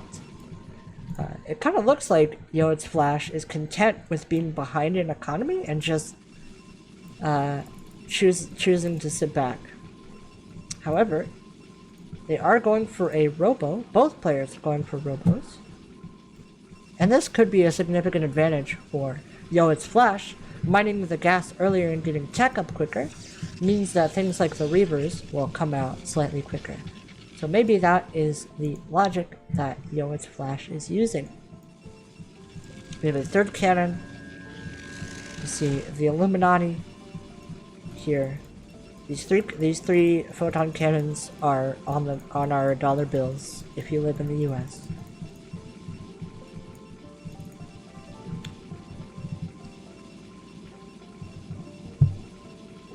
Pylons are so tanky in StarCraft 1. 600 HP total, including shields. That's ridiculous. That's so much health. In StarCraft 2, you could focus down pylons all day. But in Brood War, cannons have so much less health than pylons. So I guess that's the trade-off, huh? 3 more gateways coming down from SOS TOS. We have the robotics support bay for those Reavers. I assume. There are no Reavers coming yet. There's the first Reaver. And Reaver is also going to be coming out from Yoet's Flash. Yoet's Flash also got an observatory. And we'll be able to send that observer across the map.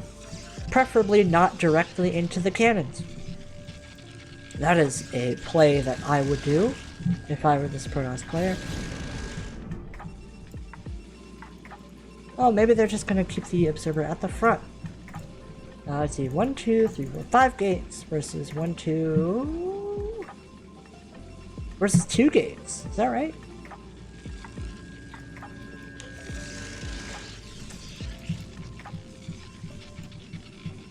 I'm very interested to see what's gonna happen here. I feel like it's kind of evened out to be a pretty even game, right? There's been pretty much no fighting on either side. And they've just kind of been powering up on 2 bases, so we're gonna have to see who makes the first move and what's gonna happen. I have a feeling this is gonna like explode all at once and there's gonna be a massive fight and the game might just end there. We have the Scarabs on the way. Scarabs, of course. I don't even know like what they are, like what they're supposed to be, but they come out of the Reaver and they explode. And they do massive splash damage. And yeah, Reavers are very cute. If you haven't seen that video of the hand that pets the Reaver as the Mario World music plays, just look up like petting the Reaver or something and you're welcome. It's great. It's a great video. Okay. SOS TOS moving their army out potentially to just take a quick third base. Yeah, I guess this is one of those matchups that you can stalemate, where the defender's advantage is too strong for both players, so they just end up in this Cold War-esque arms race without much fighting.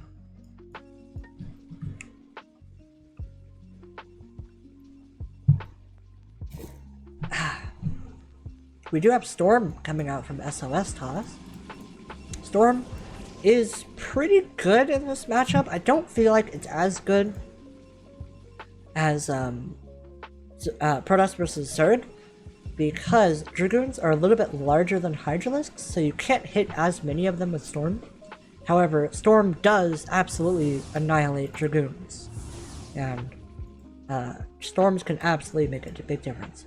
Okay, the armies are getting alarmingly close to each other. Both of them have Reavers in shuttles, however, Yoet's Flash has 2 Reavers in a shuttle, and SOS TOS only has 1. I think Yoet's Flash has a larger army here, but there are a lot of Zealots on the side of SOS TOS. Upgrade 00200, but I think ground weapons is just about to finish for SOS TOS, which will be a big deal. What is also a big deal is the fact that this third base is finished for SOS TOS, and Yoet's Flash has not made one.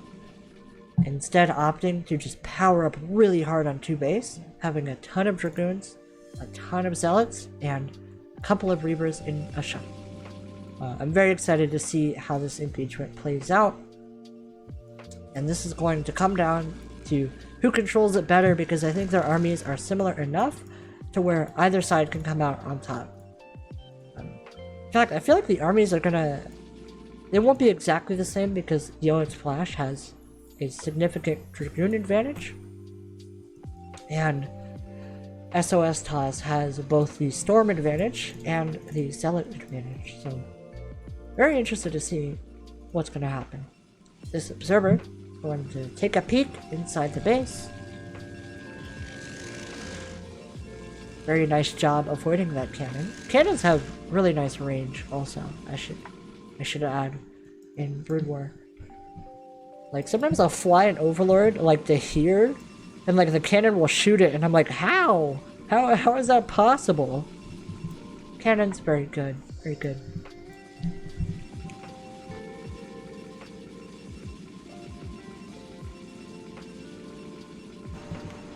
Once again, thank you for my allergies. For showing up to Codecast with me today. Very, very appreciated. Uh-oh. I think the armies are gonna clash into each other. Here they come. The shuttle of the Yoetz Flash flying over the Dragoons. Don't get shot down. Drops both Reavers. The Reavers shoot out their Scarabs. They annihilate the Zealots in the front line, but the shuttle goes down with the Reaver inside. There's still one Reaver left, and there's only one Reaver for SOS Toss as well, getting the shots off. I think Yoetz Flash is going to win with the Dragoon advantage. Wow, that was, like I said, very explosive in every sense of the word. And I think Yoetz Flash comes out on top, but the supply is still very even, so I think due to all of this mining, I think SOS Toss can absolutely come back, especially with all of the storms. I feel like we didn't see any storms during that fight from SOS Toss, and I think that's a problem. And it's definitely one big event. Storming the Reaver! I feel like you don't see that very often. Reaver's getting stormed, but the Reaver... Oh, it lives! The Reaver lives! Oh my goodness, the Reaver just getting so much damage from these Scarabs. So much value. And Yoetz Flash pushing forward, getting a very cost-effective trade. Has been mining less, I feel like, most of this game. But the trades have just been phenomenal. This Reaver has like 12 kills now. There's a DT getting a bunch of damage in. There's no Observer coming around from SOS Toss. And I think Yoetz Flash might just push in for the victory. Amazing engagements out of Yoetz Flash. Like, despite having so much less economy.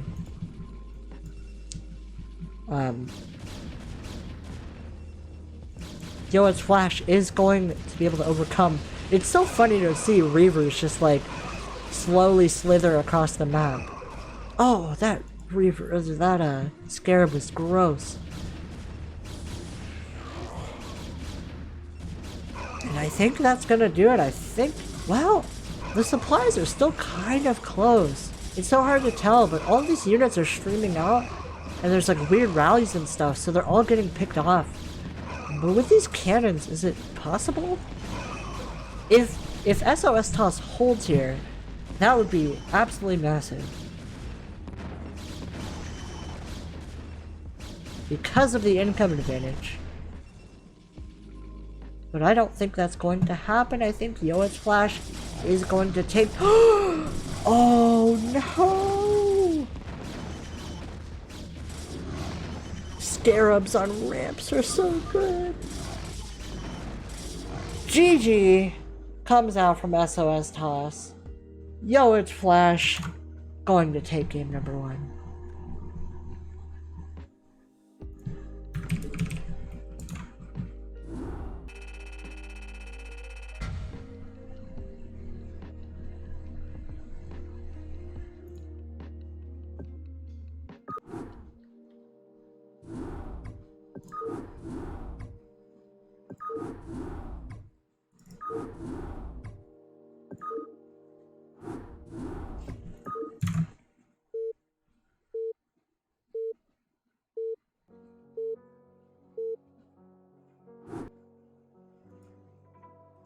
Going into game number 2 of the third match of this Tier 1 CPL duel between Cheese Police and DestrucToads.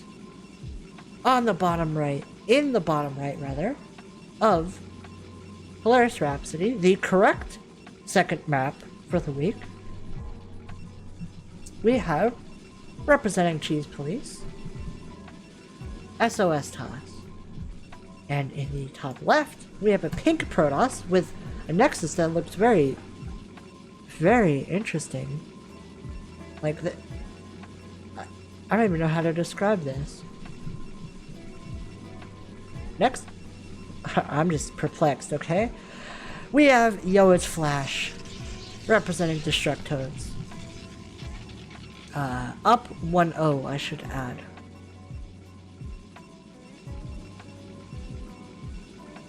Hilarious Rhapsody, once again, a very strange map. The layout is quite bizarre. But I think it still is a mostly balanced map. It's just non-conventional, and I think it's very important to get practice games on maps like this, just so you can get a feel for how it plays and and where all the bases are. That's my problem. I'm always like running my drones around, just searching for the bases that have gas, and my base would be like a full minute late because I'm trying to find the base because I refuse to look at it beforehand. Ooh, classic. Both players doing pretty similar build orders. SOS Toss has a slightly faster assimilator, but it's important to mention SOS Toss is getting an assimilator this time. Last game opting for a gasless opener with cannons to defend a fast expansion. However, this time going for that cyber core. Pretty standard on both sides so far. I'm interested to see if this is going to be just a one base versus one base like Dragoon fight, where micro is really the only thing that matters. Also, when workers do this, when they take like a weird path, I feel like sometimes they like pause before entering as well. I wonder if that actually like does anything to the income numbers or not.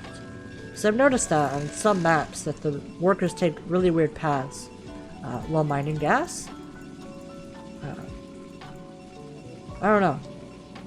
Anyway, we have what?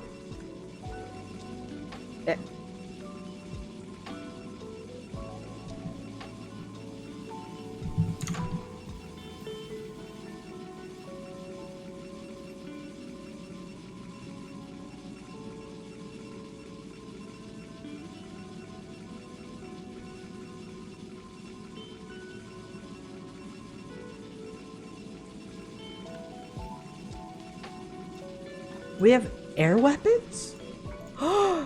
Wait, what? I'm so confused. Was this a misclick?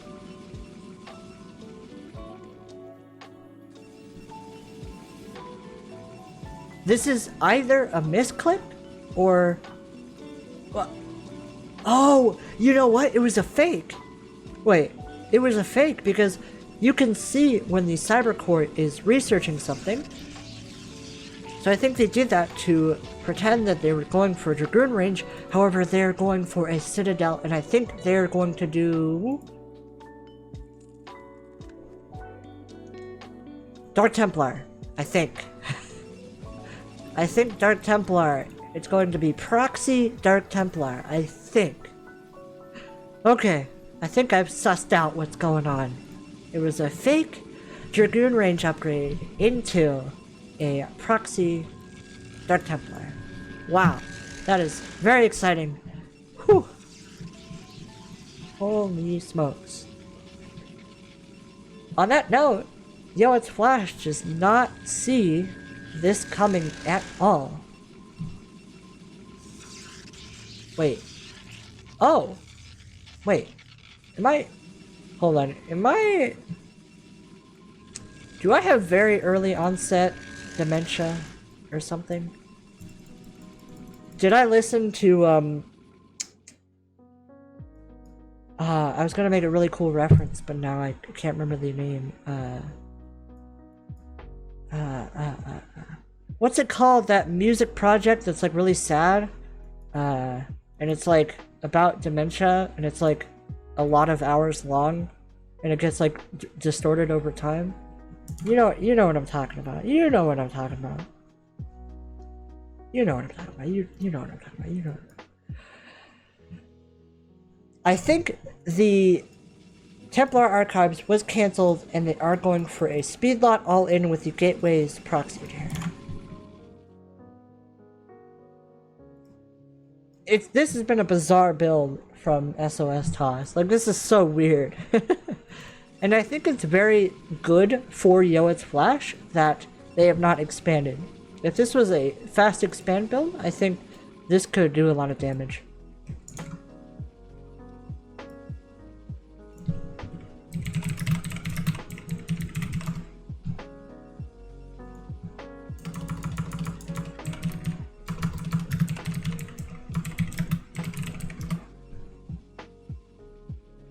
Everywhere at the end of time. That was the reference. That's what it's called. Yeah.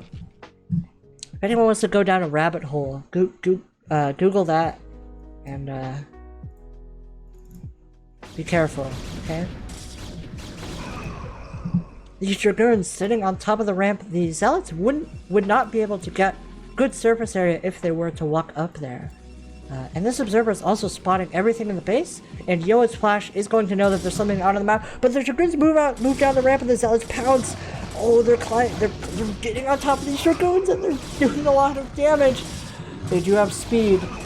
Oh, but this Reaver shooting Scarabs and doing so much splash damage to the Zealots. The Dragoons on the top of the ramp making the Zealot AI go crazy, and the Scarabs are absolutely massive, doing so much splash damage to the Zealots. This Reaver has so many kills. Oh my goodness. Oh my goodness. That was so many Zealots, and I think SOS Toss definitely had a chance there, but the Scarabs were absolutely amazing from Yoet's Flash. Wow. Very good game sense from SOS Toss to just pounce on the Dragoons as soon as they move down the ramp. However, very good idea to have a Reaper. What is this, StarCraft 2? A Reaver in the game for Yoet's Flash. Speaking of, this Reaver is going to move across the map, and there is absolutely no defense here for SOS Toss, so I think this Reaver is going to get maybe 700 kills, more or less. Zealots are continuing to just slow drip into Yoet's Flash's natural, and it is delaying their expansion significantly, while SOS Toss is being able to...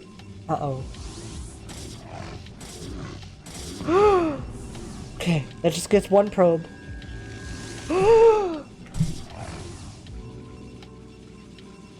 Oh, it does!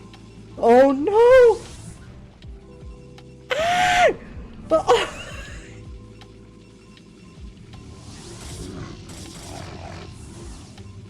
Okay, that's gonna dud, right? Yeah. Oh my. Ah! No, don't clump them up! Oh!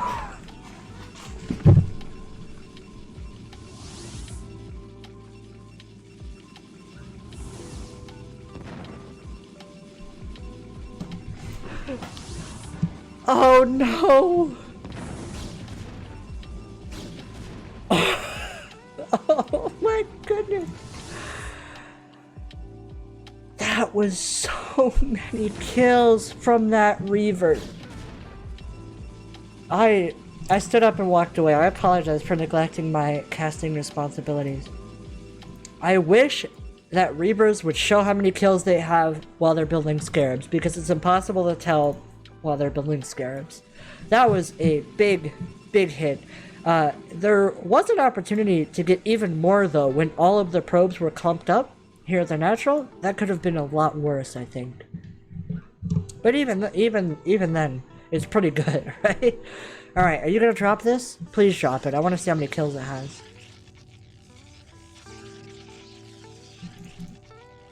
I want to know. Shuttles are kind of cool looking. They look like Kabuto. 21 kills! The Reaver brothers coming to congratulate the father, the veteran of the war, coming back from the action to see their offspring be deployed. Actually very sad. Endless war is a very bad thing. We should bring our troops home. Anyway, more Reavers coming out from Yoet's Flash, and 2 more Reavers going across the map in this shuttle. And I don't see what the play here is from SOS Toss. I feel like they kind of showed their hand with the speedlot attacks, and I think these Reavers are going to continue to get a ton of value. Oh, that was like 3 more probes there. Oh, the Dragoons. Shuttles are very fragile. They are not very beefy. They can die very easily to Dragoons, so you have to be very careful. However, if they end up getting the speed upgrade, which is on the way, they are much better and harder to hit.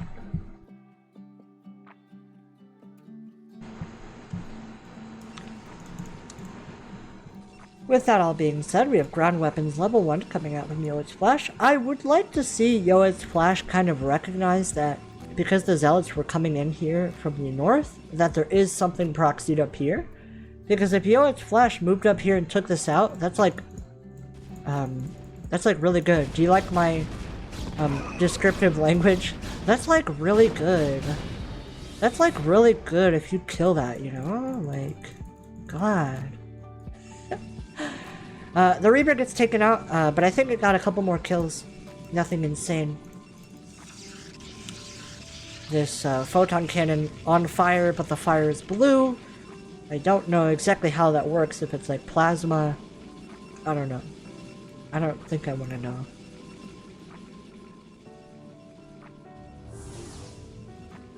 Is Yoet's Flash going to go for a double shuttle drop with Reavers? That would be kind of ridiculous.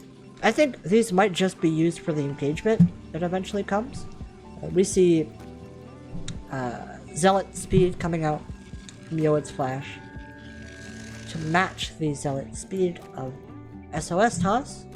And I think Yoet's Flash has a small advantage here due to all of the damage that they got with the Reavers. The fact that they didn't take that much damage from the speedlots, and the fact that they have so many Reavers to the 0 Reaver count from SOS Toss, and the army is going to move out and they're going to meet each other. The shuttles are not focused down, so the Reavers are going to unload. That Reaver just sits there and dies. 1 Scarab goes out, gets 1 Dragoon. The Reavers do come back out. That's a lot of splash damage onto those Dragoons, but they do focus down the Reavers and the shuttle. With so many Dragoons coming down here from Yoet's Flash. There is a Dragoon counterattack coming in from SOS Toss. We'll have to watch both at once. Is this going to turn into some sort of weird base trade scenario? I feel like Yoet's Flash is favored in that case, because of how many units there are here versus how many units are here. We still have 32 workers. Oh, scratch that, because there's a Reaper just sitting in the middle. Oh my gosh! Well, I'll eat my words. There is no longer a probe advantage for SOS Toss, because that Reaver did a lot of damage.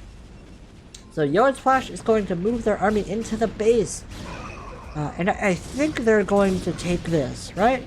They have to. Even though there are 4 Dragoons here, I think the reinforcing units can stay at the top of the ramp and actually defend that. And this is an entire army that I don't believe SOS Toss can hold. However, there are more Dragoons coming in. We'll have to watch both sides to see. What are the upgrades? +1 attack to 0 upgrades. But it looks like Yoet's Flash is going to take it 2-0 for DestrucToads. Wow, those scarabs were absolutely ridiculous. Holy moly. Holy guacamole, guac. Sorry, I apologize. But what I will not apologize for is all of this amazing brood war that I get the chance to cast and bring to all of you. So, it was 1-1. Now it is 2-1 in favor of DestrucToads.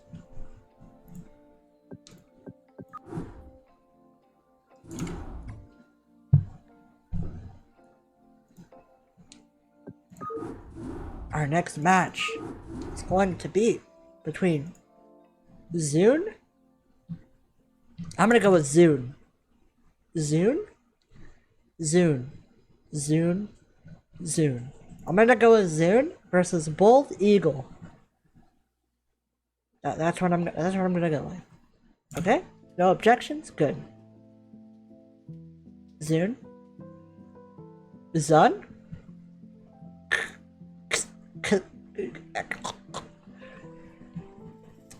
I don't think it's possible to pronounce. I guess if it's just like X.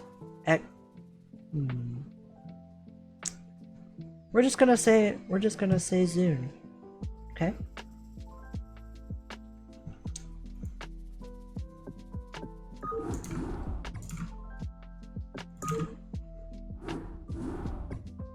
Xun? Just XUN? I guess we could just say XUN, because it's just 3 letters.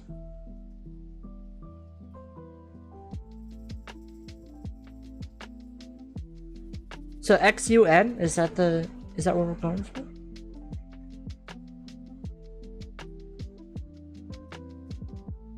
I think it's pronounced, so I agree. You know what? We're gonna go Zune, because that was my first instinct, and I was told to always trust your gut, and that's what my gut is telling me.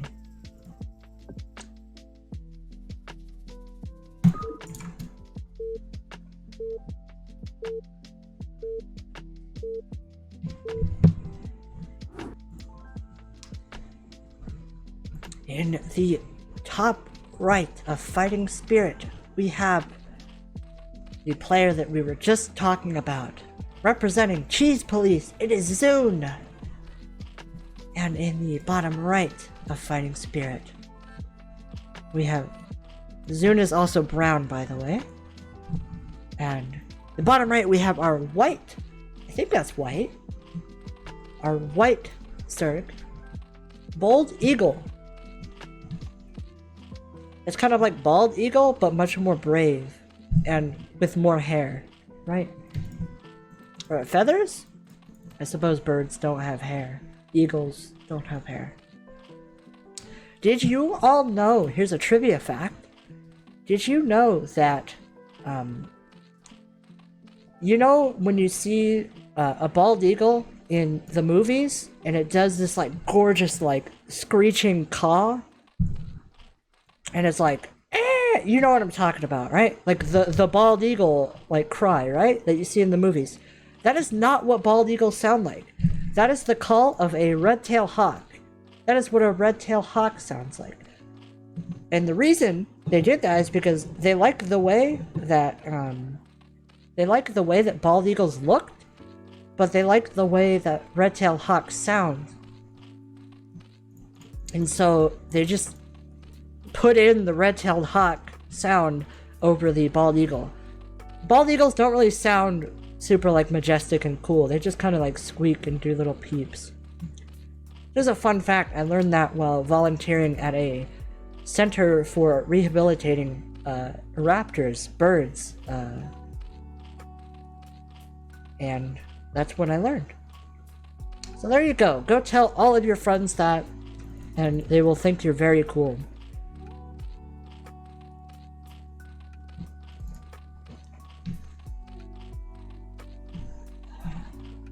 We have already a build order deviation between the two players. We had, like, I wasn't paying attention well enough, but we have pool gas on one base to a hatch first. I think it was 12 hatch 11. I think it was 12 hatch 11 pool gasless from Bold Eagle.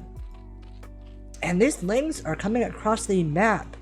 And it looks like this Overlord is going to scout where Bold Eagle is. And if Zune makes a beeline for Bold Eagle's base, I feel like this could be a big problem. Especially with the fact that Zergling speed is on the way, and speed is so far away from Bold Eagle. Oh, especially with the third hatchery going down. I think Bold Eagle is going for a later game play where they have a lot of units and they delay their ling speed, but they might not be able to get there in time because Zune is on top of this creep colony and is not going to get a chance to morph into a sunken, and there are only 4 Zerglings on the way, and drones are so fragile to Zerglings.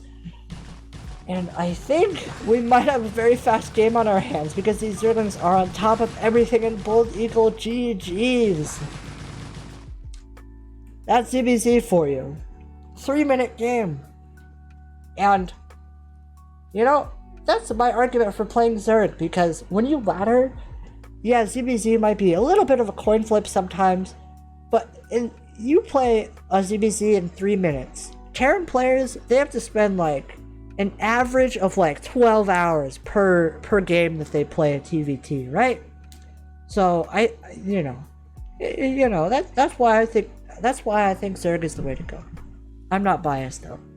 Zune taking game number 1 for Cheese Police.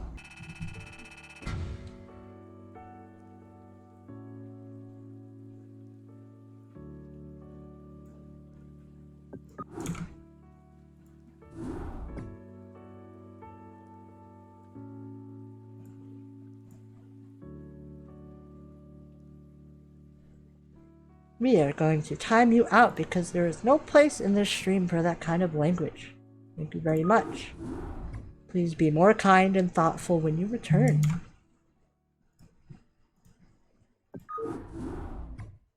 Let's go into the second game. Zune up 1-0 for Cheese Police. Let's see if they can take this match, or if it will go to a game 3. Let's find out as I switched the scene slightly too late. But you know, that's okay, because we're here to have fun. Not criticize my casting skills, although there will be a questionnaire at the end, and if you all don't give me 5 stars, I will not be happy. I will cry. So, speaking of crying, Zerg vs. Zerg is a matchup that can make you cry sometimes, because it feels like it's very easy to lose.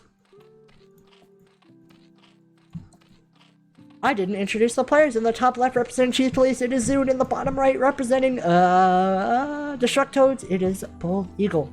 I almost got through that without having to stutter and think about it, but not quite. My brain is dusty and old. It's not used to having to actually process information.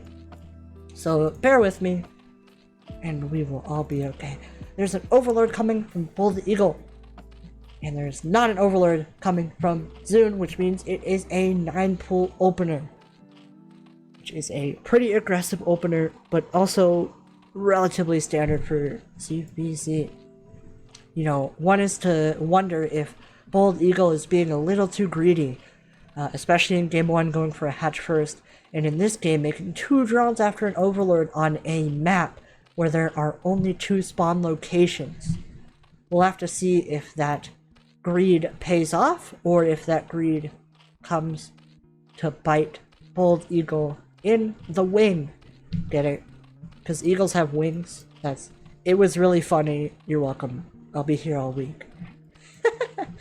The Overlords, like 2 passing ships in the night, except instead of passing, they're gonna crash into each other, and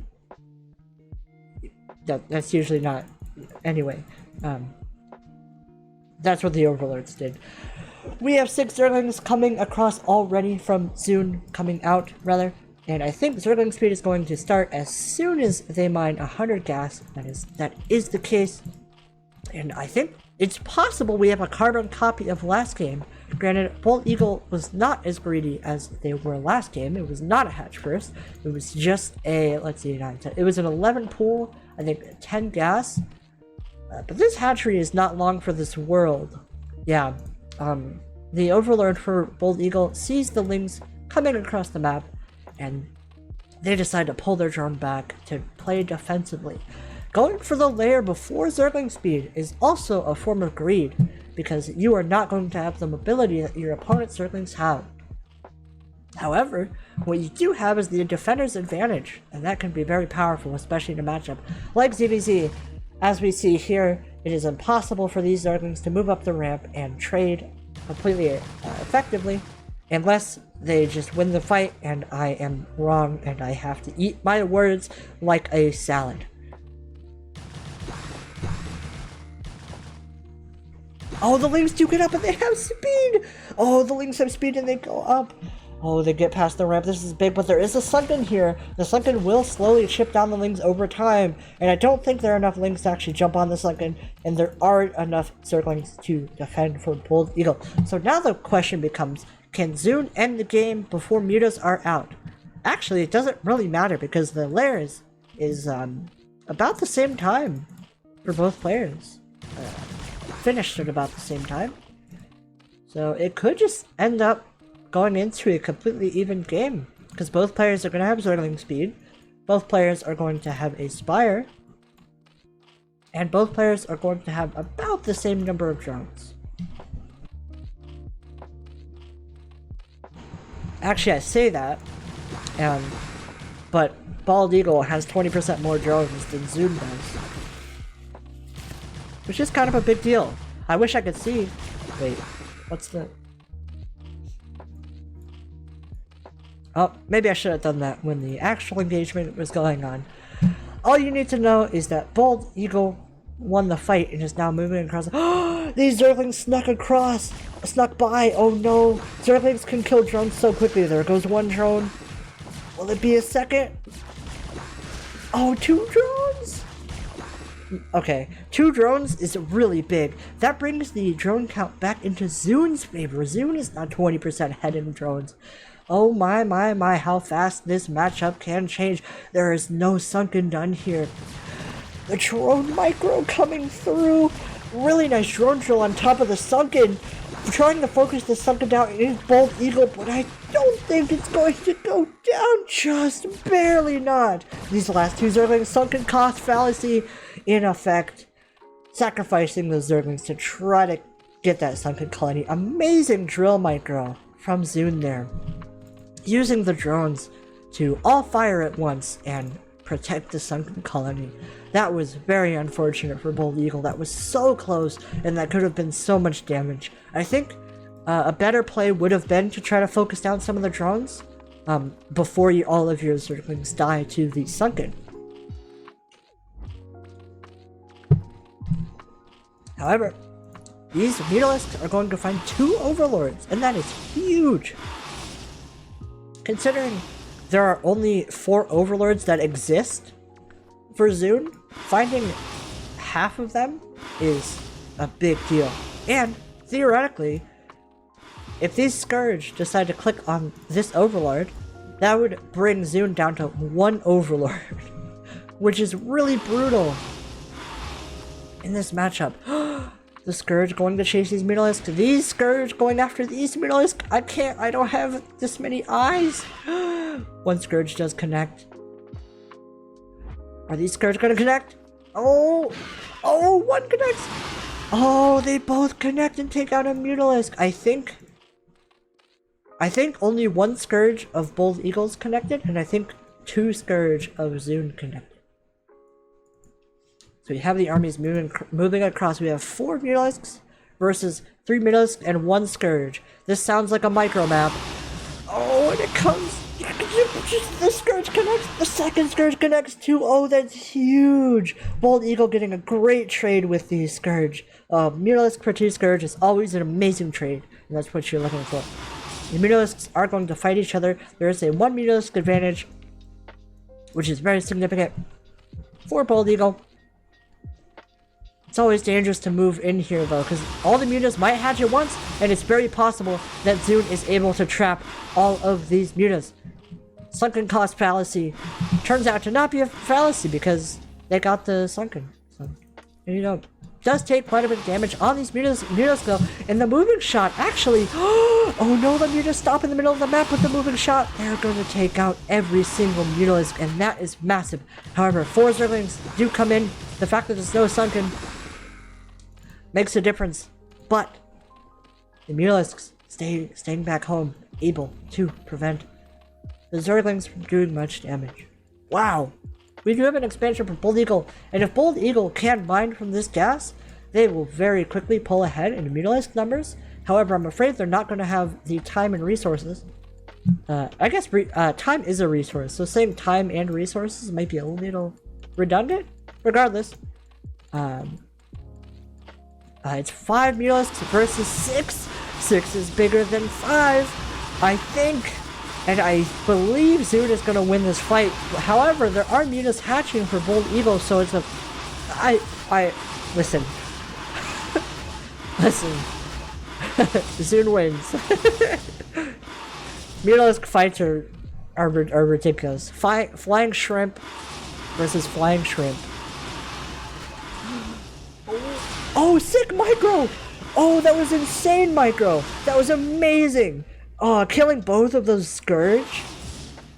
Killing both of those Scourge and not letting them connect on the Mutalisk? I don't think it would have mattered because the Muta advantage was so large to begin with. But still, very nice. Very nicely done. I think Bold Eagle played very well. I just think Zune played a really clean game. Made very decisive decisions, like took control of the momentum of the game with the Zerglings early on, killed a couple of drones, and then having really nice micro on the Sunken here, and having really good moving shots with the Mutas, and also having very good trades against the Scourge. So, very well done. Very well done. Great series. Very, very fast and action-packed, like most CPCs are. Zerg has a 100% win rate in ZVZ. Nerf Zerg.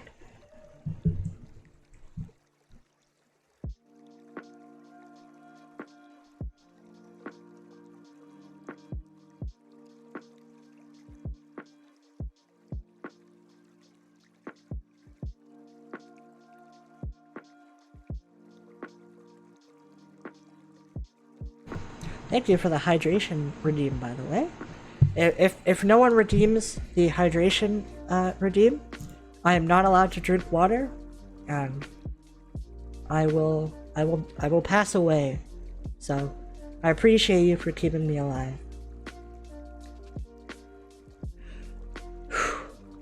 Wow, Zune takes it for Cheese Police. Does that make it 2-2? Wow.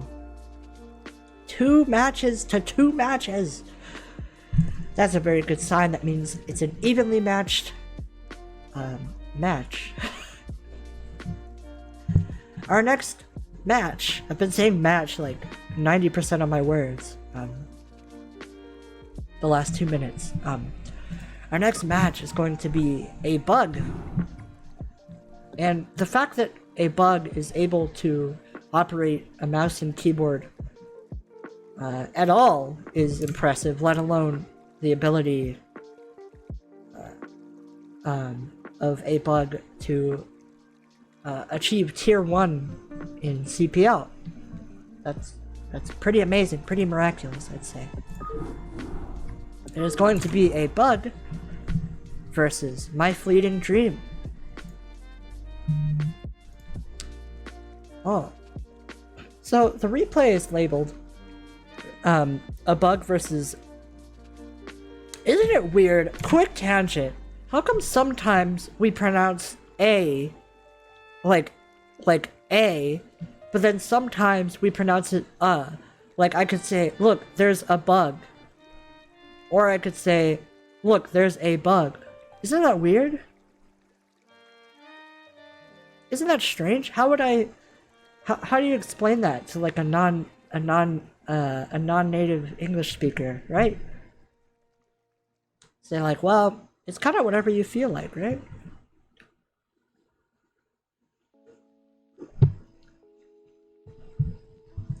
Repent, sinners, and speak the Queen's English.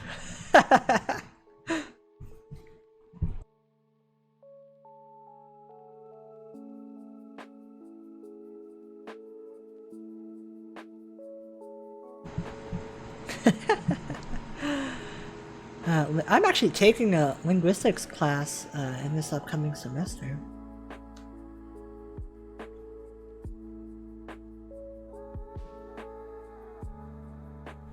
But anyway, enough chit chat. So okay, well here was my question. Because you know what? I'm going to go out of my way to pronounce My Fleeting Dream's entire name throughout this cast. And not just cop out and say Dream. Because Dream is a StarCraft 2 player.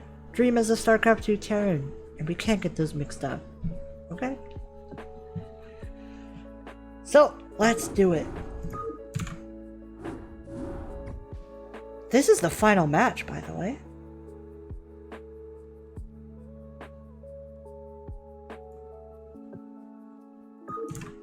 I think. Yeah, it is. Okay. PogChamp. PogChamp. PogChamp. We have in the top left, representing DestrucToads, we have My Fleeting Dream. Blue Terran. I love that ID. That's a great idea. It sounds beautiful. And in the bottom left, what kind of bug are they? We have no idea. But they are indeed a bug. Representing Cheese Please. I really like this kind of baby blue. But what I don't like is that they're both shades of blue.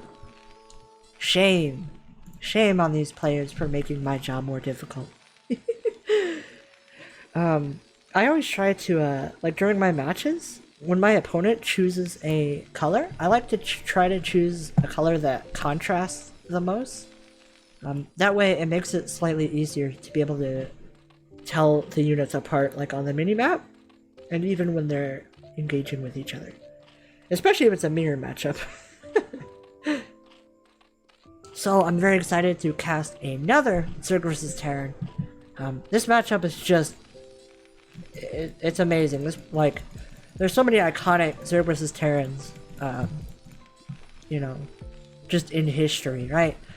Your Jadongs versus Flash, things like that, where it's just... The skill ceiling is so high, and it's so mechanical. And it's kind of like on a razor's edge all the time, where the Zerg can like barely survive always, and the Terran like can almost break always, and it's just really cool to watch. Very very great matchup for sure. We have a hatch first coming out from a bug, and My Fleeting Dream is scouting in the wrong direction. They're both scouting in the wrong direction. So they will both find each other. Oh! We have a gas coming in from My Fleeting Dream. So this is likely going to be a factory on one base. And a very fast vulture. And it could be into a mech play in general. This could be very scary if a bug doesn't scout it. However, I think a bug is going to eventually scout it, and will hopefully be able to react to the vulture. Wait, there's actually is an academy going up. Wait, is this like the fastest stim that you can possibly get? Is this like 2001? This looks like a build that would happen in 2001 when like the game is still brand new and no one knows what to do, so they just sit on one base.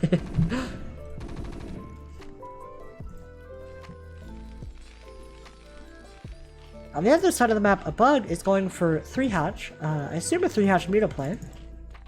Very interesting hatchery location there. I don't know if that's trying to hide, or it can also be used as a form of scouting. You can see things like dropships a little bit faster. But I don't know if it's going to come into play this game, because this is just going to be like 5 Marines and it's going to be 2 fire bats, a medic, and 4 Marines just moving across the map with stim. This is probably the most straightforward strategy that you could ever do. Like, I'm pretty sure if you gave me some time, I could teach my grandmother how to do this build. I could also teach her how to play Protoss in StarCraft 2 at a Grandmaster level. But I'm kidding. But that's not to say the strategy is not good, or that my fleeting dream is not a good player for choosing it. It can absolutely catch your opponent off guard and do a lot of damage. The sunken is not done, and the stim is coming in. Oh, and these lings are gonna melt against the stim marines with good micro. And the fire bats are gonna shred the marines, but the lings get us around on the bio, and I think the lings are gonna win. No, the fire bat. It's just one fire bat and one medic? What? This is the dream team right here. This is the anime protagonist with 8 kills. This is Kirito from Sword Art Online. Oh, never mind. I take it back. This is one of those anime that's like really dark and people just die all the time. It's one of those. RIP. Rest in peace. That still did a little bit of damage, I think, but it wasn't enough. And now that lings with speed are coming across the map from a bug, I don't think there's enough here to hold it. The bunker is not done. The marines pull back, and the SCV drill is very nice. And one SCV, I think 2 SCVs have gone out. Uh-oh, they get on top of the marines. Both marines go down, and now there's not much DPS to counter these Zerlings, and all of these SCVs are going to go down. There are more SCVs coming, but there are so many dying, and that's a massive deal. I kind of like the death sound of SCVs, not gonna lie. I kind of like the little squeaky sound. Which might be a little morbid. But the lings come in and destroy the economy of my fleeting dream. Unfortunately, the one base bio push not quite working out, but I do admire the attempt. Trying to throw your opponent off guard game 1 is very intelligent. Well played by a bug. Once again, a miracle that a bug can even play StarCraft. Will I hammer that joke into the ground this cast? Yes, I will, because I do not have anything original.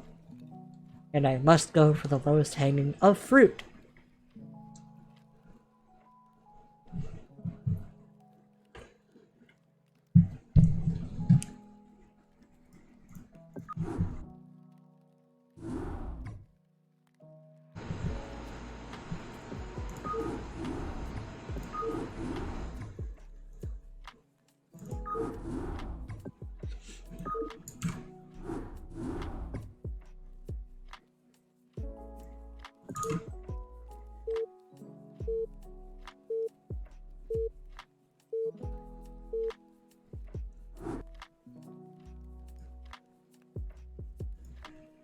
Spotting in the top left of this game 2 of the ace match, representing DestrucToads, it is the Great Terran, my fleeting dream.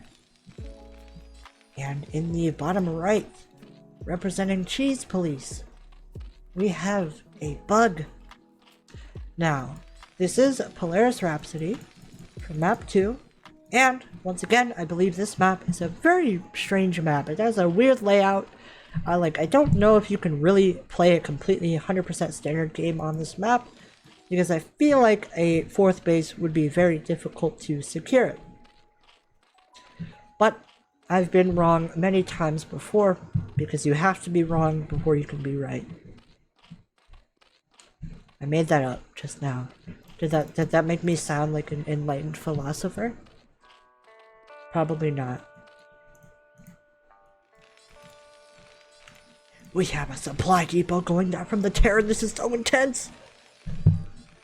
Back in the day, they whenever people would cast like big StarCraft and StarCraft 2 tournaments, the production would try to tell the casters, like, come on, like, hype it up more, because sometimes the casters would realize when a game is over and they would just kind of, you know, not hype it up too much. So, In Control, rest in peace, did a classic a couple of times where he suddenly got very, very enthusiastic in casting the game. And it's incredible. If you haven't seen In Control highlight videos, be sure to watch them. In Control was an incredible Brood War player and StarCraft 2 player and caster. Just thought I'd throw that out there. And I was saying that because I was intensely casting a supply depot being built, despite the supply depot being a very standard early building, because I'm very quirky and random like that. XD. We have a hatch for us coming down from a bug, however, no gas yet. Gas... Oh, still no gas? Still no gas, so it's kind of a gasless opening thus far. It's gonna be 3 hatch? Ah, it's 3 hatch, I think. No? Maybe? I have no idea. I guess we'll find out. And on the other side, we have a gas once again, and the Academy sticking with this strategy, a fleeting dream, going to put on a lot of pressure.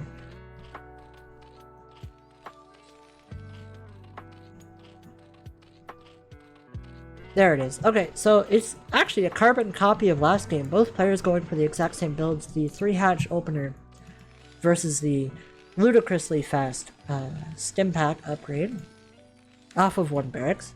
However, I should mention, my fleeting dream did expand and intend to play a macro game behind their initial push. So it's not like this is a one-trick pony build where if it doesn't do any damage, my fleeting dream just dies immediately. It just happened last game that the bunker wasn't quite done and the Lings were able to get in and kill everything. So I think this is more of a highly aggressive early opener that does transition into a macro build. That's my guess anyway. Because typically, if it was just like a cheese build that is meant to end the game and you have no follow-up, you wouldn't do it twice in a row. Obviously, that's not a rule. You can always do it twice in a row, but generally speaking, that's how it goes. So stim pack is going to be done soon. There are 4 Marines, there is 1 medic, and there is 1 firebat moving across the map, and there are only drones coming out from a bug. And the sunken colony will be finished. I don't know. I don't think 4 Marines can bust a sunken. I don't think so.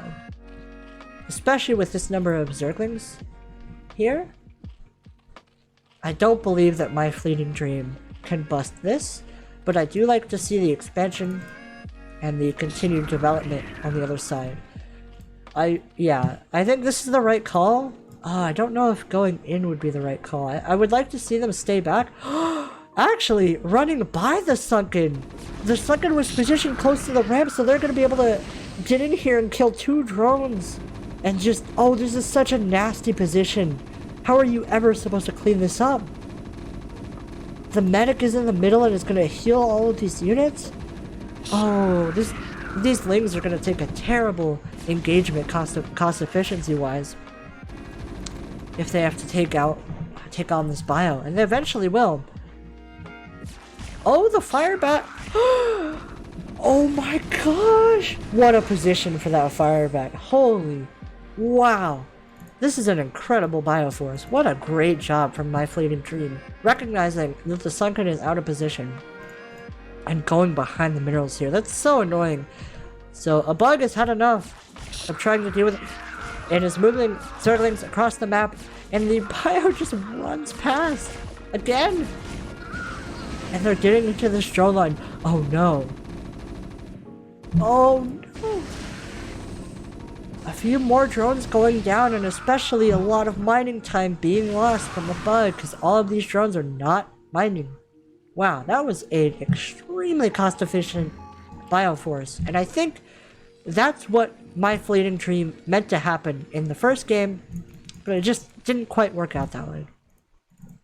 The Lings move to the top right and to the bottom left, so it's kind of a strange movement pattern from the Zerglings, but I think this drone is here to eventually take a third at the base that has 2 gas geysers. if you recall, in the first ZVT that we casted today, I said that the 4th gas geyser is oftentimes the crux of Zergris' Terran. Well, that thought is all these lings come in on top of the fire bats, though. With these positionings, yeah, you have to get out of there. Really nice trade from the Terran. You can't really run into fire bats and good SimCity like that with just Zerglings. Overlord goes down, supply blocking a bug. This is a much better opener from my fleeting dream. But as I was saying before, the 4th gas, very important in this matchup because you can afford both Defilers and Ultralisks as a Zerg player if you have 4 gases, whereas with 3 gases you can typically only afford 1. Either Defilers or Ultralisks. So if you get a base like this that has 2 geysers, you don't have to worry about securing a 4th to afford both of those types of units. So I really like that idea. However, this base can also be attacked. I feel like actually if you put lurkers here, you can't really be attacked at this base. So maybe like a lurker here. I feel like this base might be a good idea to take.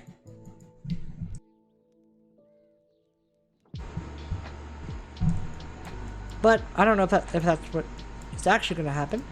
But my fleeting dream is scouting for the 3rd base location. I really like how the drone was exactly where the SCV is right now, and they just like traded spots. These are like 2 long lost soulmates that are destined for each other.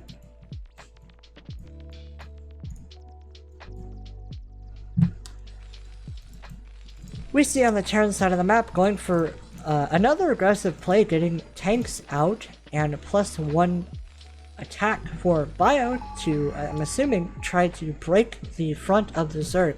Going SK Terran is a lot, with Science Vessels, is a lot later game of a play, because you're trying to get value out of a Radiate, and you don't have as much potential to break your opponent. However, with Siege Tanks, you have a lot of potential to break your opponent, because the Siege Tanks can outrange both Lurkers and Sunken Colonies, and those are what Zerg is often relying on to be able to survive. Now this game, we do have Lurkers and Sunkens, but we do not have any Mutalisks. So these Siege Tanks, theoretically, cannot even be touched. So I'm worried about this for a bug. And I think my fleeting dream could possibly break this, depending on how the micro goes. This tank does siege up. Okay, not in range of that Lurker. I don't know why I thought it was. That's very far away. And fun fact, you don't have to siege tanks to be able to outrange Lurkers. If you control it correctly. This tank getting caught out is really big, because every tank represents so much power. Barely survives with 10 HP. Are there more links coming? Oh my gosh, no way. What an incredible pickoff. That was awesome. That was so sick. Getting that tank is huge. That represents like 30% of this push's power. More or less. Oh, the Bio decides to push forward on top of their only 2 Lurkers and 1 Sunken. They do take out the Lurkers. There are a lot more Lurkers morphing, but they're not done yet. And this group is so small, but it's getting so much done. All the Sunkens are dead. There are only Zerglings and Lurkers coming out. I think a bug wanted to go into Hive very quickly, but they're under so much pressure that they can't. They move forward, they burrow the Lurker, the Wings get on top of the tank before the reinforcements arrive, and they do take out the tank, but there is a second tank here, and all of the Lurkers go down. There are 2 more Lurkers that are shelling this Bio. Side note, getting hit by a Lurker is probably the most painful thing to get hit by in Brood War. Aside from maybe a Sunken. That just sounds awful. A spike coming up from the ground? Come on. No thank you. The tank here still has a lot of pressure, but imagine if there were 2 or 3 tanks. Really smart by a bug to jump on the force before the reinforcements could arrive to be able to pick off the tank. Moving forward once again, burrowing all these Lurkers and running these Lings. The Lings are kind of running in a line and not getting a great surround, but I think a bug will be able to clear it. Just barely being able to clean that up. And we have a 3rd base literally within how close the third base is to the Terran's, literally almost an eye shot of the Terran's main base. That's hilarious. I guess that is the last place you would look as a Terran player, right? So we do have the third gas being mined, and I think that a bug is going to go straight into Ultralisks from here to go for a sort of crazy Zerg style, skipping mutas completely.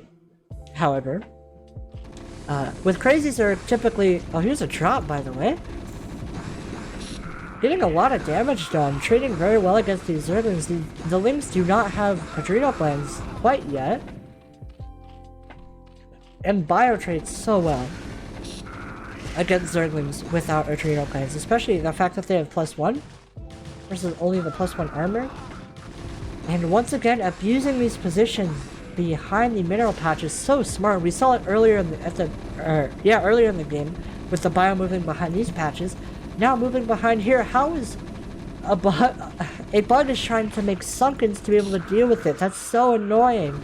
Losing so much mining time here. Could potentially even lose, like, the Queen's Nest and the Hive. I think... Oh, it's so brutal.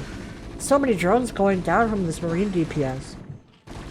A bug will eventually clean it up, but that was a very, very nice shot from my fleeting dream. However, a bug does find this third base from the Terran. Kind of a hidden third base in the top right. There's another push coming down the middle. Look at all the stuff happening across the map. It's crazy. The SCVs are transferring into a bunch of Zerglings. The push is reaching the natural of these Zerg. All of these Zerglings are going to jump on the units of the Terran, but it's not going to work. The Lings are going to get eviscerated, and now there's nothing left to defend the Zerg's natural. These Lings, I think, killed a bunch of SCVs. Never mind, the SCVs ran over here, because there's a base over here and over here for some reason. And the two tanks are at the natural of the Zerg. One of the tanks is getting hit by a Sunken. There are two science vessels here. I don't know if they have a radiate or not. I was not paying attention to the production tab. That is my bad. Regardless, the Terran is pushing in. There are more Sunkens on the way, but you need more than Sunkens when you're dealing with siege tanks. This third base is uncontested. There are ultras on the way, but are they too late? There are 7 lurkers and 3 ultras on the way, but I don't know if it's going to be enough to repel this Terran force from the Zerg's natural. The Marines stem in, and I think this natural might go down. The 2 lurkers finished. They're going to burrow, but they're going to go down almost immediately, especially with the science vessel spotting, and a bug surrenders, saying GG and leaving the game. Whew! What a game. I really liked seeing... I like seeing, like, if you see game 1, a strategy that doesn't work out, and you're like, I don't know if that strategy is very good. It's nice to see the very next game, what the strategy was intended to do, right? So we saw this game, My Fleeting Dream was able to bypass the Sunken Colony and get in a ridiculously cost-effective trade behind these minerals, killing a lot of drones and a lot of Zerglings. Which catapulted My Fleeting Dream into a favorable position in a macro game. I like that we saw what the strategy was intended to do. A very cool, unique, super aggressive strategy that develops over time. Love to see it. Great play from both sides, really. A bug broke many Terran pushes. Great, just a great game from both sides, right?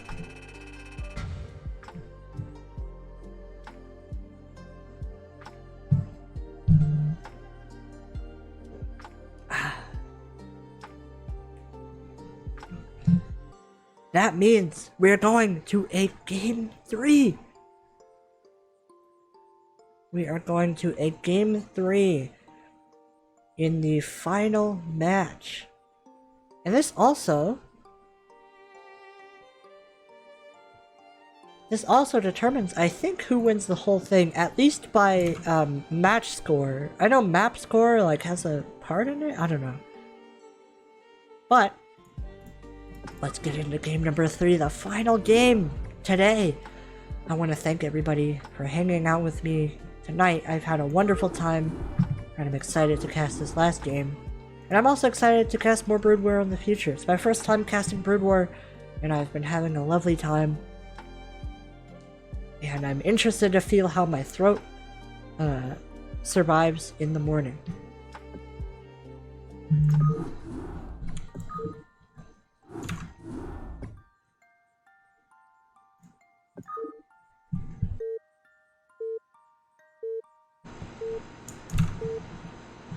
And here we go. I'm going to give all of my casting chops to this final game because it's always better to put all of your effort into everything you do.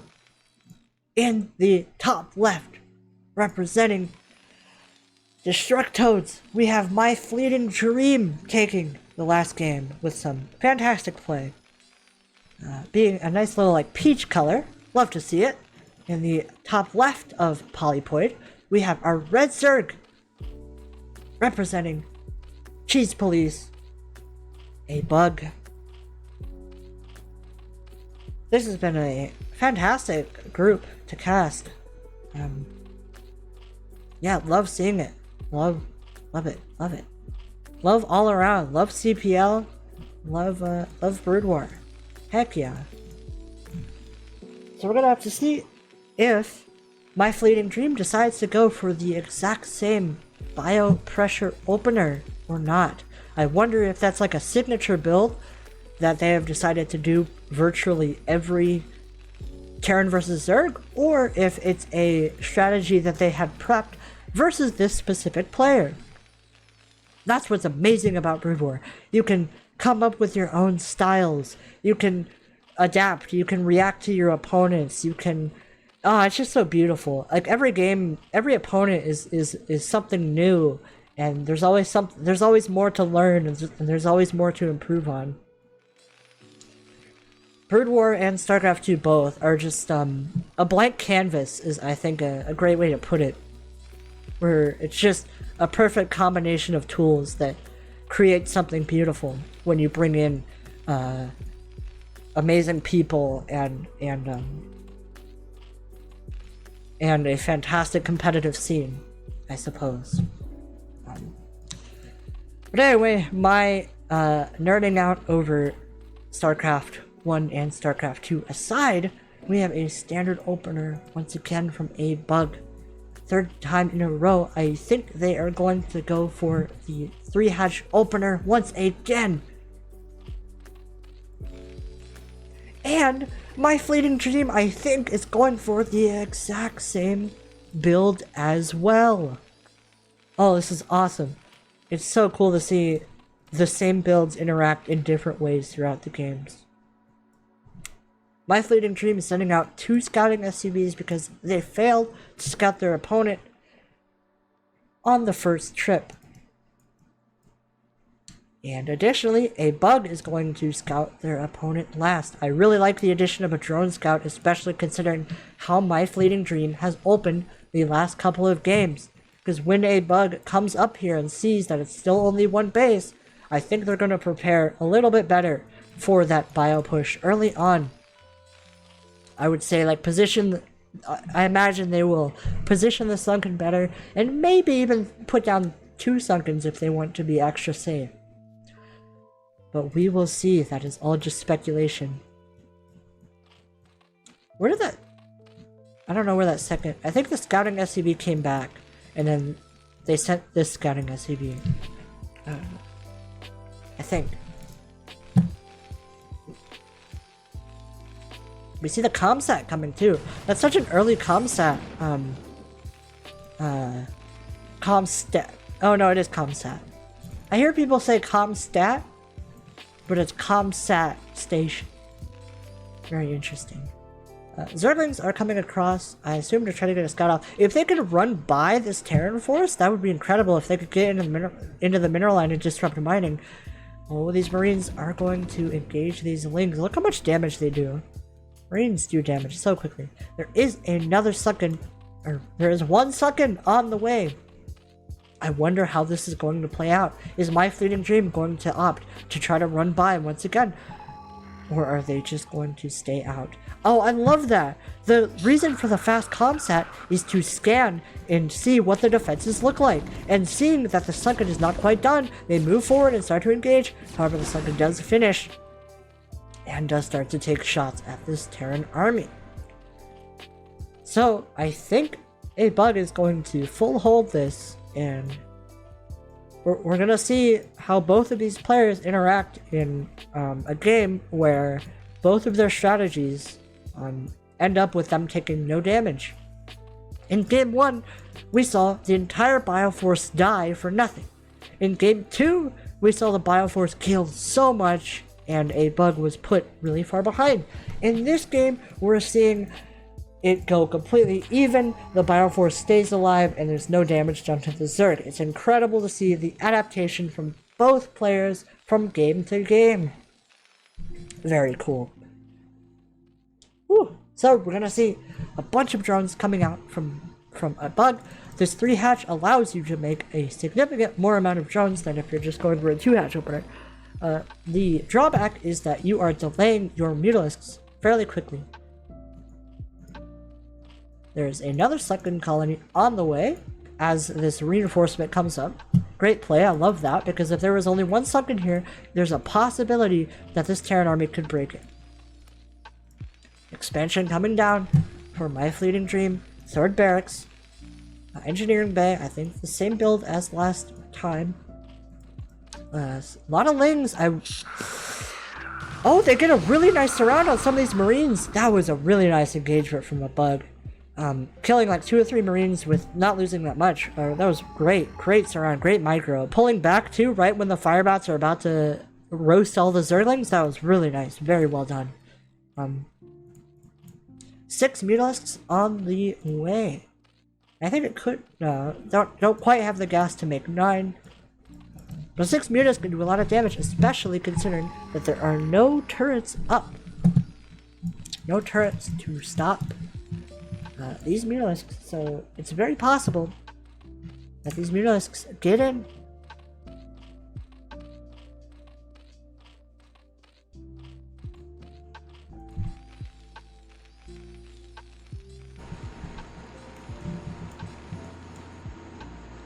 Oh, is a bug just gonna try to go for a super aggressive jump on the army and bust with these with this Ling Muta?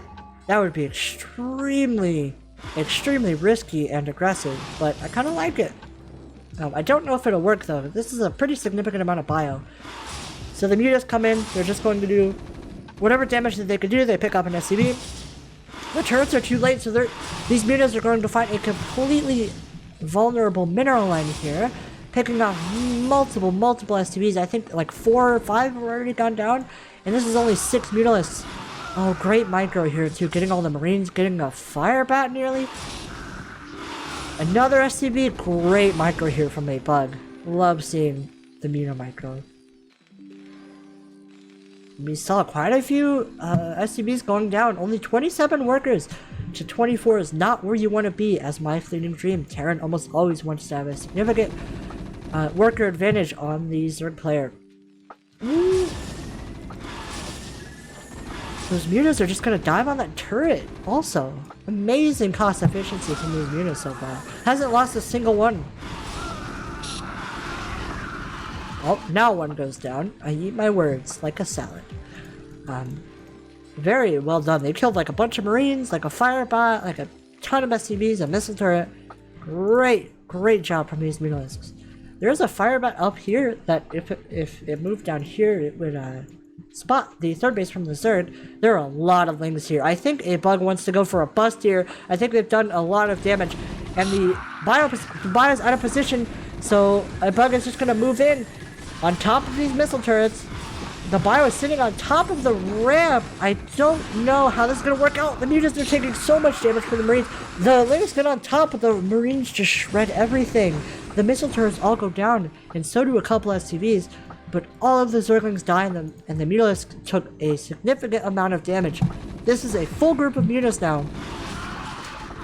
And they can do things like this, just take out Marines. Oh, but there's... Oh, ouch. A few of those Mutas get taken out there. Very well done from My Fleeting Dream. Here's this Firebat knowing where the third base is also incredibly important for the Terran player. And if My Fleeting Dream moved there immediately, I think they have a potential to bust. More of these mutas going down as they attempt to slow down this push. Has My Fleeting Dream actually came back? Is My Fleeting Dream coming back in this game? These two fire bats pressuring this. Draw the mutas over here. Well, it's only Lings here left to defend this bio push. There's nothing here. I think the bio push can just go on top of the Sunkens. Oh, I don't know if My Fleeting Dream is going to do that though, because they can get flanked by the mutas and the Zerglings from behind. I think that's a smart call. Thinking about it.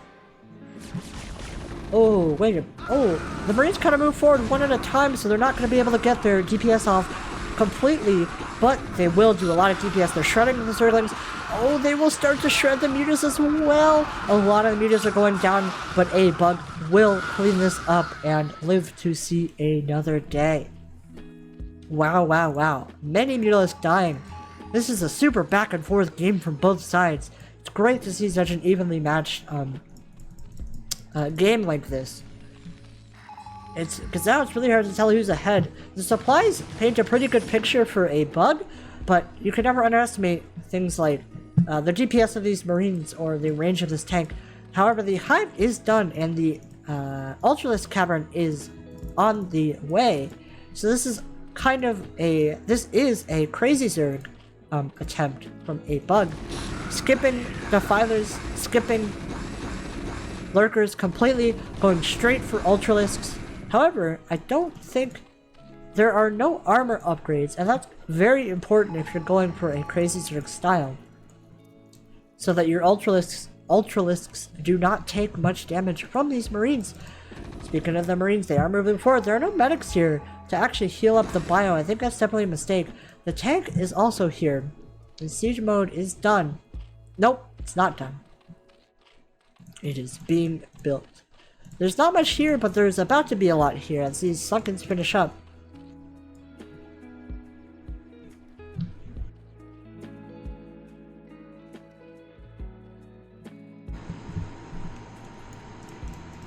Couple of Scourge here to deny drops. I think that's very smart, especially since a bug saw a dropship last game. I think it's very smart to prepare for it this game. Mining 3 gas, so it is possible to produce Ultralisks. We have the armor upgrade and chitinous plating. When those are both done, the Ultralisks will have 3 extra armor on top of the 2 that they started with, I believe.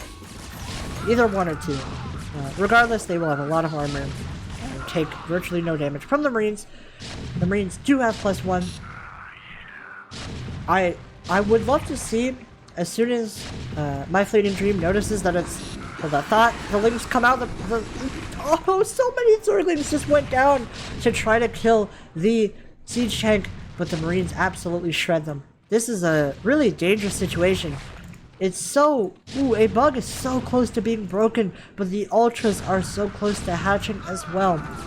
More Sunkens are coming down. The Marines decide to sim forward. The Ultralisks are not ready yet. One comes out, but it's taking so much damage from these Marines, it's gonna go down. And I think a bug is being busted here from My Fleeting Dream. Pushing forward into the natural, sieging up the tanks. The Ultras are coming in like a conga line, one by one, but I think they're gonna be focused down by this massive bio force. And a bug types GG. And My Fleeting Dream takes it.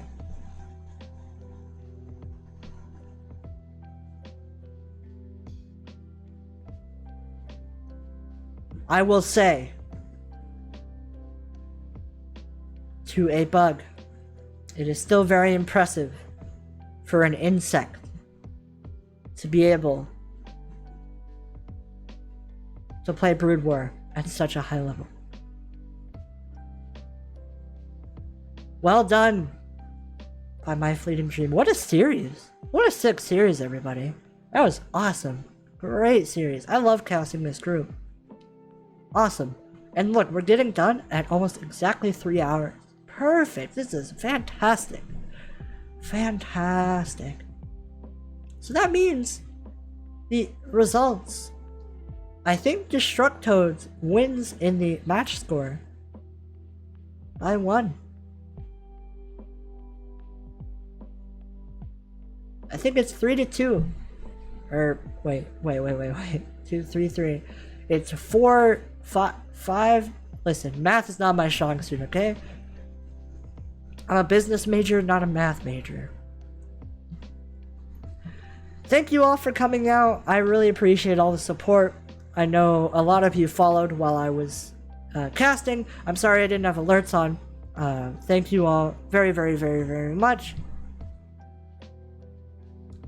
And it was wonderful to cast all of these amazing Brood War players.